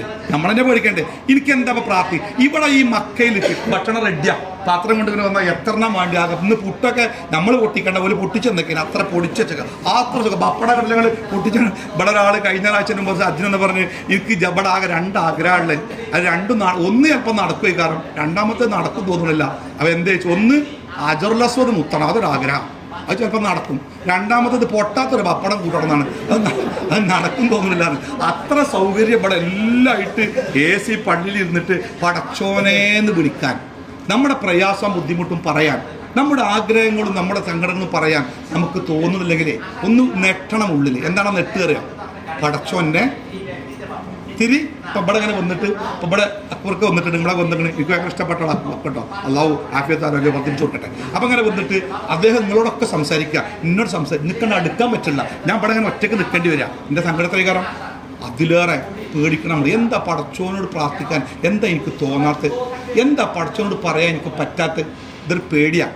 അത്തരം സന്ദർഭങ്ങളിൽ മനഃപൂർവ്വം നമ്മൾ എന്ത് വേണമെന്നറിയാം, നമ്മുടെ അള്ള പറഞ്ഞില്ലേ, ഒരാൾ സ്വയം മാറ്റത്തിന് വിധേയമാകുന്നത് വരെ അള്ള മാറ്റില്ല എന്ന്. പടച്ചോനെ എന്നെ നന്നാക്കണമെന്ന് വിചാരിച്ചാൽ നമ്മളിങ്ങനെ ടി വി കണ്ട് കുത്തിരുന്നാലും പടച്ചോ എന്നാ പാടാ അല്ല ഞാൻ കുളിച്ച് നന്നാക്കി തരാൻ ഡെറ്റോളെ കൊഴിച്ച് കണ്ട് ഒരച്ച് കുളിപ്പിച്ച് നന്നാക്കൂല. നമ്മൾ നന്നാവാൻ നോക്കുമ്പോൾ പടച്ചോ നന്നാവാനുള്ള വഴി കാണിച്ചു. അപ്പം നമ്മൾ അള്ളാഹുവിലേക്ക് അടുക്കാൻ വേണ്ടി നന്നായിട്ട് പ്രാർത്ഥിക്കും. എന്താ പ്രാർത്ഥിക്കണം അറിയാം. ഇന്നലാരോ ഇവിടെ തമാശ പറഞ്ഞേ, എനിക്ക് എൻ്റെ ജീവിതത്തിലെ സംസാരത്തിലെ അനുഭവങ്ങളൊക്കെ നമ്മുടെ അനുഭവങ്ങളേക്ക് ആരോ തമാശ പറഞ്ഞ് ഒരു നാട്ടിലൊരു ഉസ്താദ് ഉണ്ടായിന്. ആ ഉസ്താദ് എല്ലാ ദിവസവും നാട്ടുകാരൊക്കെ കൂടി പ്രാർത്ഥിക്കും അത്രേ. എല്ലാ നാട്ടുകാരും ആമീം ആമീം പറയുന്നത്. അങ്ങനെ കുറച്ച് കഴിഞ്ഞപ്പോൾ ഉസ്താദിന് 5-6 മക്കളുണ്ടായിന്. അതൊക്കെ ഡോക്ടർ എഞ്ചിനീയർമാരായി പോയായിരുന്നു. നാട്ടുകാർ ഇപ്പോഴും ബയോമാർക്ക് രസം വിടാൻ മുമ്പ് തന്നെ മറ്റേ മഞ്ഞക്കാർഡ് വെച്ചു. അപ്പോൾ നോക്കിയപ്പോഴത്തേക്ക് ഉസ്താദ് എന്താ പ്രാർത്ഥിക്കണോ, പഠിച്ചോനെ എൻ്റെ കുട്ടികളെ നന്നാക്കണേ, അറബിയിലല്ലേ എല്ലാവരും ആമീം, പഠിച്ചോനെ എൻ്റെ കുട്ടിയൊക്കെ നല്ല മാർക്ക് കിട്ടണേ ആമീം. ഉസ്താദ് തമാശ ആരോ പറഞ്ഞോട്ടോ, അള്ളാഹു തമാശ, വെറും തമാശ, പൊട്ട തമാശ.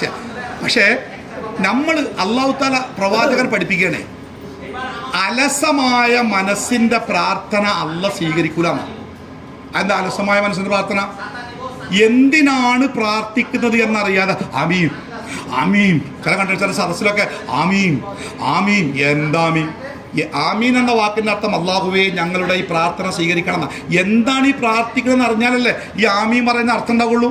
അതുകൊണ്ടാണ് പടച്ചോൻ പ്രാർത്ഥനയ്ക്ക് ഭാഷ വെച്ചിട്ടില്ല. ലോകത്തിലെ ഏത് ഭാഷ അറിയണോ പടച്ചോൻ, ഒരു ഭാഷയും വേണ്ട. ആശുപത്രിയിൽ ഓപ്പറേഷൻ തിയേറ്ററിൻ്റെ വാതിലായിട്ട് അടഞ്ഞ് നമ്മളെ കുട്ടീനെ ഇങ്ങനെ പച്ച ഡ്രസ്സ് ഇട്ടാണ് ഉന്തി കൊണ്ടുപോകുമ്പം അതിൻ്റെ പുറത്തുനിന്ന് ഇങ്ങനെ നെഞ്ചത്ത് കൈവച്ച് മേലക്കൊരു നോട്ടുണ്ട്, പടച്ചോനെ. ബാക്കിയില്ല പദങ്ങൾ വേണ്ട, വാക്കുകൾ വേണ്ട, അവിടെ എത്തുന്നത് അല്ലേ. അപ്പോൾ പ്രാർത്ഥിക്കുക, നന്നായിട്ട് പ്രാർത്ഥിക്കുക. എന്താണ് പ്രാർത്ഥിക്കണതെന്ന് അറിഞ്ഞിരിക്കണം കേട്ടോ. എന്തിനും വേണ്ടി ഞാൻ ഈ പ്രാർത്ഥിക്കുന്നത്, എന്താ ഞാൻ റബ്ബിനോട് ചോദിക്കണേ, നമ്മൾ അറിഞ്ഞിരിക്കുക. അതോടൊപ്പം തന്നെ അന ഇന്ദ ലന്നി അബ്ദീന, ഞാൻ എൻ്റെ അടിമ എന്നെക്കുറിച്ച് എന്താണോ ധരിക്കുന്നത് അവിടെയായിരിക്കും ഞാൻ. മനസ്സിലായോ? ഇല്ല, ഞാൻ പ്രാർത്ഥിച്ചാൽ എൻ്റെ റബ്ബ് കേൾക്കും, എൻ്റെ റബ്ബ് എനിക്ക് ഉത്തരം തരും എന്ന ഉറപ്പുണ്ടെങ്കിൽ കിട്ടിയിരിക്കും. ചിലപ്പോൾ കിട്ടും, പ്രാർത്ഥിച്ച് നോക്കുക, ചിലപ്പോൾ കിട്ടുമേ. കാരണം ചിലപ്പോഴേ കിട്ടുള്ളൂ. പ്രാർത്ഥിച്ചിട്ട് കാര്യമില്ലേ, അത് വെറുതെ അങ്ങനെ മൂല്യന്മാർ വയസ്സാകാൻ വേണ്ടി ആമി ആമി ആ ഒരു പോക്കാണ്, ഓരോ കിട്ടൂല. അപ്പോൾ പ്രാർത്ഥിക്കുമ്പോൾ എന്ത് വേണം? ഉറപ്പ് വേണം. ഞാൻ പറഞ്ഞ എൻ്റെ റബ്ബ് കേൾക്കും. അപ്പോൾ ഒരു സംശയം നമുക്ക്, അതാണ് സമയം. എന്താ സംശയം അറിയാം? ഞാൻ കുറേ പ്രാർത്ഥിച്ചല്ലോ, എനിക്ക് കിട്ടിയില്ലല്ലോ. ഞാൻ എന്തൊക്കെ ഒരു കോഴ്സ് കഴിഞ്ഞപ്പോൾ ഇന്ന കോഴ്സ് കിട്ടാൻ പ്രാർത്ഥിച്ച്, കുട്ടിയിടാൻ പ്രാർത്ഥിച്ച്, എനിക്ക് ഒരു പ്രാർത്ഥനയും. ഇപ്പോൾ ഒരു ഉമ്മനോട് സങ്കടം പറഞ്ഞേ, സാർ എൻ്റെ മോക്ക് വേണ്ടി പ്രാർത്ഥിക്കണം. എന്താ പ്രശ്നം തരോ, ഈ മോക്ക് ബാപ്പാക്ക് ഇയാളെ ഈ ഉമ്മാക്കും ബാപ്പാക്കും ഒറ്റ മോളാണ്. അങ്ങ് റഷ്യൻ്റെ ഏതോ അപ്പുറത്തേതോ രാജ്യത്ത് അർമേനിയെ എവിടെ മെഡിസിൻ പഠിക്കുകയാണ്. അപ്പോൾ ഈ പഠിച്ചുകൊണ്ടിരിക്കുമ്പോൾ ഈ കുട്ടിക്ക് ഈ ബാപ്പാക്ക് പെട്ടെന്ന് അസുഖമായി. അപ്പോൾ ഈ ബാപ്പയും കുട്ടി ഭയങ്കര അത്ര സ്നേഹം, പിരിഞ്ഞിരിക്കാൻ പറ്റാത്ത അത്ര സ്നേഹം. ബാപ്പ ആ മകൾ പഠിക്കാൻ പോയതൊക്കെ ഒരു പോക്കാണ്, അത്ര ഇഷ്ടമാണല്ലോ. എന്നാൽ തന്നെ ദിവസം പലവട്ടം വിളിക്കും. അങ്ങനെ എങ്ങനെയാണ് ആ ബാപ്പാക്ക് പെട്ടെന്ന് അസുഖമായി. അസുഖം പറഞ്ഞാൽ ചികിത്സയുടെ സ്റ്റേജൊക്കെ കഴിച്ചിട്ട് അറിഞ്ഞത്. അപ്പോൾ ഇത് ഈ മകളെ ബല അറിയിക്കാതെ മറച്ചു വെച്ച് നോക്കി. പക്ഷെ കുറേ ആയപ്പോൾ ബാപ്പാൻ്റെ അവസ്ഥ കൂടുതൽ ക്ഷീണമായപ്പോൾ മകളെ അറിയിക്കേണ്ടി വന്ന്. അറിയിച്ച സമയത്ത് കേൾക്കേണ്ട താമസം സകലം വലിച്ചെറിഞ്ഞ് ഓളും കെട്ട് വന്ന് ഈ ബാപ്പാൻ്റെ അടുത്ത് ഇരുന്ന് രാത്രി മുഴുവൻ നിസ്കരിച്ച് പകൽ നോമ്പ് നോറ്റ് പ്രാർത്ഥിച്ച് ആ പ്രാർത്ഥനക്കിടക്കിൽ എപ്പോഴോ ബാപ്പാൻ്റെ അവസാനത്തെ ശ്വാസം ഉണ്ടായി. ബാപ്പ മരിച്ചിട്ട് ഒരാഴ്ച കഴിഞ്ഞേക്ക് ഈ കുട്ടി തിരിച്ചു പോവുകയാണ്. ഓള് തലയിലെ മഫ്ത ഊരിയിട്ട് ഉമ്മാൻ്റെ കാൽച്ചുവട്ടിലേക്ക് ഒരൊറ്റ കയറ്. ഒരു പടച്ചോനുമില്ല, ഒരു അള്ളാഹും ഇല്ല. ഉണ്ടെങ്കിൽ എൻ്റെ കണ്ണീരും പ്രാർത്ഥനയും കേൾക്കൂലേ. എനിക്കിനി ആരും വേണ്ട, ഞാൻ ഒറ്റക്ക് ജീവിക്കും പറഞ്ഞേ. ആ തലയിലെ ഷാള് വലിച്ചെറിഞ്ഞോളം പോയതാ. ഇപ്പം ദീനുമില്ല, നിസ്കാരമില്ല, ഒന്നുമില്ല. ഉമ്മ ഭർത്താവ് പോയ സങ്കടത്തിലേറെ തൻ്റെ മകൾ വൈദഗ്ധ്യ സങ്കടത്തിൽ ഉമ്മ പറയും, ഉസ്താദെ നിങ്ങൾ ഈ അജ്ജിന് പോരുമ്പോൾ എന്നോട് പറഞ്ഞ്, അള്ളാഹു പടച്ചോനെ, ഉസ്താദെ എൻ്റെ മോക്ക് വേണ്ടി പ്രാർത്ഥിക്കണം കേട്ടോ, അള്ളാഹു നമ്മുടെ മക്കളെയൊക്കെ ഹിദായത്തിലാക്കട്ടെ. അപ്പോൾ ചില ആൾക്കാർ അങ്ങനെ, ഞാൻ കുറേ പ്രാർത്ഥിച്ചല്ലോ എന്നിട്ട് എനിക്ക് കിട്ടിയില്ലല്ലോ, ഞാൻ നിർത്തി. റസൂലുള്ളാഹി സ്വല്ലല്ലാഹു അലൈഹി വസല്ലമ 3 കാര്യങ്ങൾ പറഞ്ഞു. അതുകൊണ്ട് പറഞ്ഞ് അവസാനിപ്പിക്കട്ടെ. ഒരു മനുഷ്യൻ്റെ പ്രാർത്ഥന 3 രൂപത്തിൽ ആ മനുഷ്യന് കിട്ടുന്നതാണ്. ഒന്ന്, ചിലപ്പോൾ ചോദിച്ചത് കിട്ടും. കിട്ടിയില്ലേ? നമുക്ക് എനിക്കൊക്കെ എൻ്റെ ജീവിതത്തിൽ ഞാൻ ചോദിച്ചതിനേക്കാളേറെ കിട്ടിയിട്ടുണ്ട്. ഇങ്ങനെ ഒന്ന് സങ്കല്പിക്കുന്നത്. ഒരു കൊല്ലൊക്കെ ഹജ്ജിന് വരാൻ വേണ്ടി മറ്റുള്ള മനുഷ്യന്മാർ കഷ്ടപ്പെടാം. ഞാനൊക്കെ കൊല്ലം വന്നു കൊടുക്കും. എനിക്കറിയാം എൻ്റെ റബ്ബ് എനിക്ക് ചോദിച്ചതിൻ്റെ അപ്പുറം തന്നിട്ടുണ്ട്. അത് ചിലപ്പോൾ തരും. ചിലപ്പോൾ നമ്മൾ ചോദിച്ചാൽ റബ്ബ് തരില്ല. അതെന്താ തരാത്തത്? അള്ളാഹുടെ സ്റ്റോക്കിലായിട്ടാ. നമ്മളെ കുട്ടിക്ക് തൊണ്ടവേദന, 5 വയസ്സായ കുട്ടിക്ക് തൊണ്ടവേദന, ഡോക്ടർ പറഞ്ഞു തണുപ്പ് കൊടുക്കരുത്. കുറച്ച് കഴിഞ്ഞപ്പോൾ വീടിൻ്റെ മുന്നിൽ കൂടെ ഐസാണ്, സൈക്കിൾ ഇങ്ങനെ പോകുന്നുണ്ട്. കുട്ടിക്ക് ഐസ് കിട്ടണം. ഉമ്മ എനിക്ക് ഐസ് വേണം, ഇപ്പം എനിക്ക് ഐസ് വേണം. വാങ്ങി തരില്ല. ഐസ് വേണം, വാങ്ങി തരില്ല. കുട്ടി കരഞ്ഞ്, കുറേ കരഞ്ഞ്, വാങ്ങി കൊടുത്തില്ല. എന്തേ? കുട്ടി കരയണ കാണാൻ ഇഷ്ടമായിട്ടാ? കുട്ടീൻ്റെ കണ്ണീര് കാണാൻ ഇഷ്ടമായിട്ടാ? കുട്ടീൻ്റെ കവിള് ചോക്കണ കാണാൻ അല്ലല്ലോ, കയ്യിൽ പൈസ ആയിട്ടല്ലേ. എന്താ വാങ്ങി കൊടുക്കാൻ ചെയ്യും? ഐസ് ആ കുട്ടിക്ക് ദോഷകരാന്ന് ഞമ്മക്കറിയാം, കുട്ടിക്കറിയില്ല, അമ്മക്കറിയാം. അതുകൊണ്ട് ആ കുട്ടി വാശി പിടിക്കണം, അതുകൊണ്ട് നമ്മൾ വാങ്ങി കൊടുക്കാത്തത്. അപ്പം നമ്മൾ പ്രാർത്ഥിക്കുന്ന ചില കാര്യങ്ങൾ നമുക്ക് കിട്ടാത്ത എന്തുകൊണ്ടാണ് നിങ്ങൾ? അത് കിട്ടിയാൽ നമുക്കത് ദോഷം. എൻ്റെ ഒരു സുഹൃത്ത് പറയാറുണ്ട്, എനിക്ക് ആ കള്ളാനോട് ദേഷ്യം ഇപ്പോൾ ഭയങ്കര ഇഷ്ടമാണ്. ഓൻ പഠിച്ചതിൻ്റെ കാലത്ത് കുട്ടീനെ ഇഷ്ടപ്പെട്ടില്ല അത്ര. അപ്പോൾ എപ്പോഴും പ്രാർത്ഥിക്കും അത്ര, പഠിച്ചോനെ ഓളെ എനിക്ക് എൻ്റെ ഭാര്യയായിട്ട് കിട്ടണം. അങ്ങനെ പ്രാർത്ഥിച്ചുകൊണ്ടിരിക്കുക. ഓളെ കല്യാണം എന്ന് പറഞ്ഞല്ലോ, ഓളെ വേറൊരുത്തം കെട്ടിക്കൊണ്ടുപോകാൻ. ഇവൻ ആകെ അള്ളാനോട് നിരാശ. പിന്നെ ഒരു 6 മാസം കഴിഞ്ഞ് കേട്ട് ഓള് വേറെ ചങ്ങനെ കൂടെ ചാടിപ്പോയത്. ഇപ്പോൾ ഓൻ അള്ളാനോട് ഭയങ്കര ഇഷ്ടം. എൻ്റെ പഠിച്ചോനെ ഓടെങ്ങാനും എൻ്റെ തലയിലേക്കാണെങ്കിൽ എന്തേക്കാരൻ്റെ അവസ്ഥ. ജീവിതത്തിൽ പലപ്പോഴും അങ്ങനെ നമ്മൾ ചോദിക്കുന്ന പല കാര്യങ്ങളും നമുക്കത് ഗുണമുണ്ടാവില്ല. അതുകൊണ്ടാണ് പഠിച്ചോ തരാത്തത്. അപ്പം നമ്മൾ ഒന്നുകിൽ നമ്മൾ ചോദിച്ച കാര്യം കിട്ടും, അഥവാ കിട്ടിയില്ലെങ്കിൽ എന്താ മനസ്സിലാക്കണ്ടേ? അത് എനിക്ക് നല്ലതിനല്ല, അതാ റബ്ബ് തരാന്. അതാ ഒന്ന്. രണ്ടെന്താ നിങ്ങൾ നിങ്ങളുടെ പ്രാർത്ഥനകൾ കൊണ്ട് നിങ്ങളുടെ ജീവിതത്തിൽ സംഭവിക്കുമായിരുന്ന വലിയ ചില അപകടങ്ങളിൽ നിന്ന് അള്ളാഹു നമ്മളെ കാത്തുരക്ഷിക്കും. തകർന്നു എന്ന് നമ്മൾ ഉറപ്പിച്ച സമയത്ത് അത്ഭുതകരമായി നമ്മൾ രക്ഷപ്പെടുന്ന ചില സന്ദർഭങ്ങൾ ഉണ്ടാവാറില്ലേ? അപ്പം നിങ്ങൾ മനസ്സിലാക്കണം, ഇത് എൻ്റെ പ്രാർത്ഥനകൾ കൊണ്ട് പടച്ചോനിക്ക്. ഞാനൊരു ബസ്സിൽ പോകുമ്പോൾ ഡ്രൈവർ വണ്ടി ഇങ്ങോട്ട് ഇട്ടിട്ട് ഒരു കാറ് മുന്നിൽ ചാടി, ഇയാൾ എന്തോ ചെയ്ത് തട്ടാൻ പോയി അങ്ങോട്ട്. അപ്പോൾ ഞാൻ ചോദിച്ചാൽ ഡ്രൈവറോട് എന്താ പോയി കാട്ടി, എങ്ങനെ പോയി കഴിച്ചിലായത്? അപ്പം എന്നോട് പറഞ്ഞേ, എൻ്റെ കൈവല്ല കേട്ടോ, ഞാൻ ഒറ്റ നിസ്കാരം ഒഴിവാക്കല്ല, അത് മേലെന്നുള്ള കൺട്രോളാണ്. ആ ഡ്രൈവറെ എനിക്ക് കിട്ടിയെങ്കിൽ ഞാൻ മനസ്സിൽ ആഗ്രഹിച്ചു. അപ്പം നമ്മുടെ ജീവിതത്തിൽ സംഭവിക്കുന്ന വലിയ അപകടങ്ങളിൽ നിന്ന് പ്രാർത്ഥന നമ്മളെ രക്ഷപ്പെടുത്തും. 3, അദ്വാഉ ഹുവൽ ഇബാദ. ഓരോ പ്രാർത്ഥനയും എന്താണ്? ഒരു ഇബാദത്താണ്. എന്താ ഇബാദത്ത് പറഞ്ഞാൽ? പരലോകത്ത് സ്വർഗം വാങ്ങിത്തരുന്ന സൽക്കർമ്മമാണ്. ഞാൻ എൻ്റെ മുട്ടുങ്കാല് ഇതാണ് കയറിയപ്പോൾ മുട്ടുങ്കാല് എൻ്റെ റബ്ബേ എൻ്റെ മുട്ടുങ്കാലിൻ്റെ വേദന ഒന്ന് മാറ്റി തരാറില്ല. മുട്ടുങ്കാലിൻ്റെ വേദന മാറിയോ മാറില്ല വേറെ, പക്ഷേ അതൊരു പ്രാർത്ഥനയാണ്. അതിന് നാളെ പരലോകത്ത് എന്ത് കിട്ടും? കൂലി. പഠിച്ചോനെ എൻ്റെ കുട്ടികളെ സാലിയാക്കണേ, മക്കളെക്കാൾ ഉടയമാരായി. പക്ഷേ എങ്കിൽ പോലും നമ്മുടെ പ്രാർത്ഥന ഉണ്ടല്ലോ, അതൊരു ഇബാദത്തായി അള്ളാഹ് സ്വീകരിക്കും. നിങ്ങൾ പറയാം, ഞാൻ പ്രാർത്ഥിച്ചേ വെറുതെ ഇരിക്കണത്? നമ്മൾ ഏതെങ്കിലും പ്രാർത്ഥന വെറുതെ ആവോ? അപ്പോൾ ധൈര്യമായിട്ട് പ്രാർത്ഥിച്ചോളി, അള്ളാഹിനോട് മാത്രം പ്രാർത്ഥിച്ചോളി, നിരാശ ഇല്ലാതെ പ്രാർത്ഥിച്ചോളി, മനസ്സുറപ്പോടെ പ്രാർത്ഥിച്ചോളി. അള്ളാഹു നമ്മുടെ പ്രാർത്ഥനകളൊക്കെ സ്വീകരിക്കുമാറാവട്ടെ. അള്ളാഹുവിനോട് കൂടുതൽ പ്രാർത്ഥിച്ച് അള്ളാഹുവിൻ്റെ ഇഷ്ടം നേടാൻ അള്ളാഹു നമുക്ക് എല്ലാവർക്കും തൗഫീക്ക് നൽകുമാറാവട്ടെ. അള്ളാഹുവിനോട് പ്രാർത്ഥിക്കുന്നതിൽ നിന്ന് തിരിഞ്ഞു നിന്ന് അഹങ്കാരികളായി നരകത്തിലെത്തുന്ന ദുഷ്ടന്മാരുടെ കൂട്ടത്തിൽ നിന്ന് അള്ളാഹു നമ്മളെയൊക്കെ കാത്തുരക്ഷിക്കുമാറാവട്ടെ. നമ്മുടെ മാതാപിതാക്കൾക്ക് അള്ളാഹു നല്ലതും നന്മയും നൽകുമാറാവട്ടെ, പാപങ്ങളൊക്കെ പുറത്തു കൊടുക്കുമാറാവട്ടെ. നമ്മുടെ കുടുംബത്തെ അള്ളാഹു സമാധാനത്തിൻ്റെ കുടുംബമാക്കി മാറുമാവട്ടെ. വലിയ മാരകമായ രോഗങ്ങളിൽ നിന്ന്, കഠിനമായ വേദനകളിൽ നിന്ന് അള്ളാഹു നമ്മളെയൊക്കെ കാത്തുരക്ഷിക്കുമാറാവട്ടെ. തകർന്നു പോകുന്ന കടബാധ്യതകളിൽ നിന്ന്, മാനം നഷ്ടപ്പെടുന്ന സാമ്പത്തിക തകർച്ചകളിൽ നിന്ന് അള്ളാഹു നമ്മളെയൊക്കെ കാത്തുരക്ഷിക്കുമാറാവട്ടെ. തൗബ ചെയ്യാൻ പോലും സമയം കിട്ടാത്ത പെട്ടെന്നുള്ള മരണങ്ങളിൽ നിന്ന് അള്ളാഹു നമ്മളെ കാത്തുരക്ഷിക്കുമാറാവട്ടെ. എവിടെ വെച്ച് എപ്പോൾ എങ്ങനെ മരണപ്പെട്ടാലും ലാ ഇലാഹ ഇല്ലല്ലാഹ് ചൊല്ലി മരിക്കാൻ അള്ളാഹു നമുക്ക് ഭാഗ്യം നൽകുമാറാവട്ടെ. റബ്ബനാ ആതിനാ ഫിദ്ദുനിയ ഹസന വഫിൽ ആഖിറതി ഹസനതൻ വഖിനാ അദാബന്നാർ വസല്ലല്ലാഹു അലാ മുഹമ്മദിൻ വഅലാ ആലിഹി വസഹ്ബിഹി അജ്മഈൻ. അൽഹംദുലില്ലാഹി റബ്ബിൽ ആലമീൻ. അസ്സലാമു അലൈക്കും വറഹ്മത്തുള്ളാഹി വബറകാതുഹു. വിഷയം കുറച്ച് നീണ്ടതായതുകൊണ്ടും മുറിച്ച് പറയാൻ സമയമില്ല. നാളെ മറ്റന്നാൾ നമ്മൾ തീരുവല്ലേ. അപ്പോൾ അതുകൊണ്ട് ഞാൻ ഒന്ന് ദീർഘിച്ച് പറഞ്ഞതാണ്. ഏകദേശം ഒരു എത്ര മണിക്കൂർ? 1 മണിക്കൂർ ആവാറില്ലേ? 1 മണിക്കൂർ വേറെ അല്ല ഇൻഷാ അല്ലാഹ്. ഇനി നമുക്ക് ചില ആളുകളൊക്കെ ചോദിച്ചിട്ടുണ്ട്, സാർ നമ്മൾ ഉംറയിൽ ഇങ്ങോട്ട് പോകുമ്പോൾ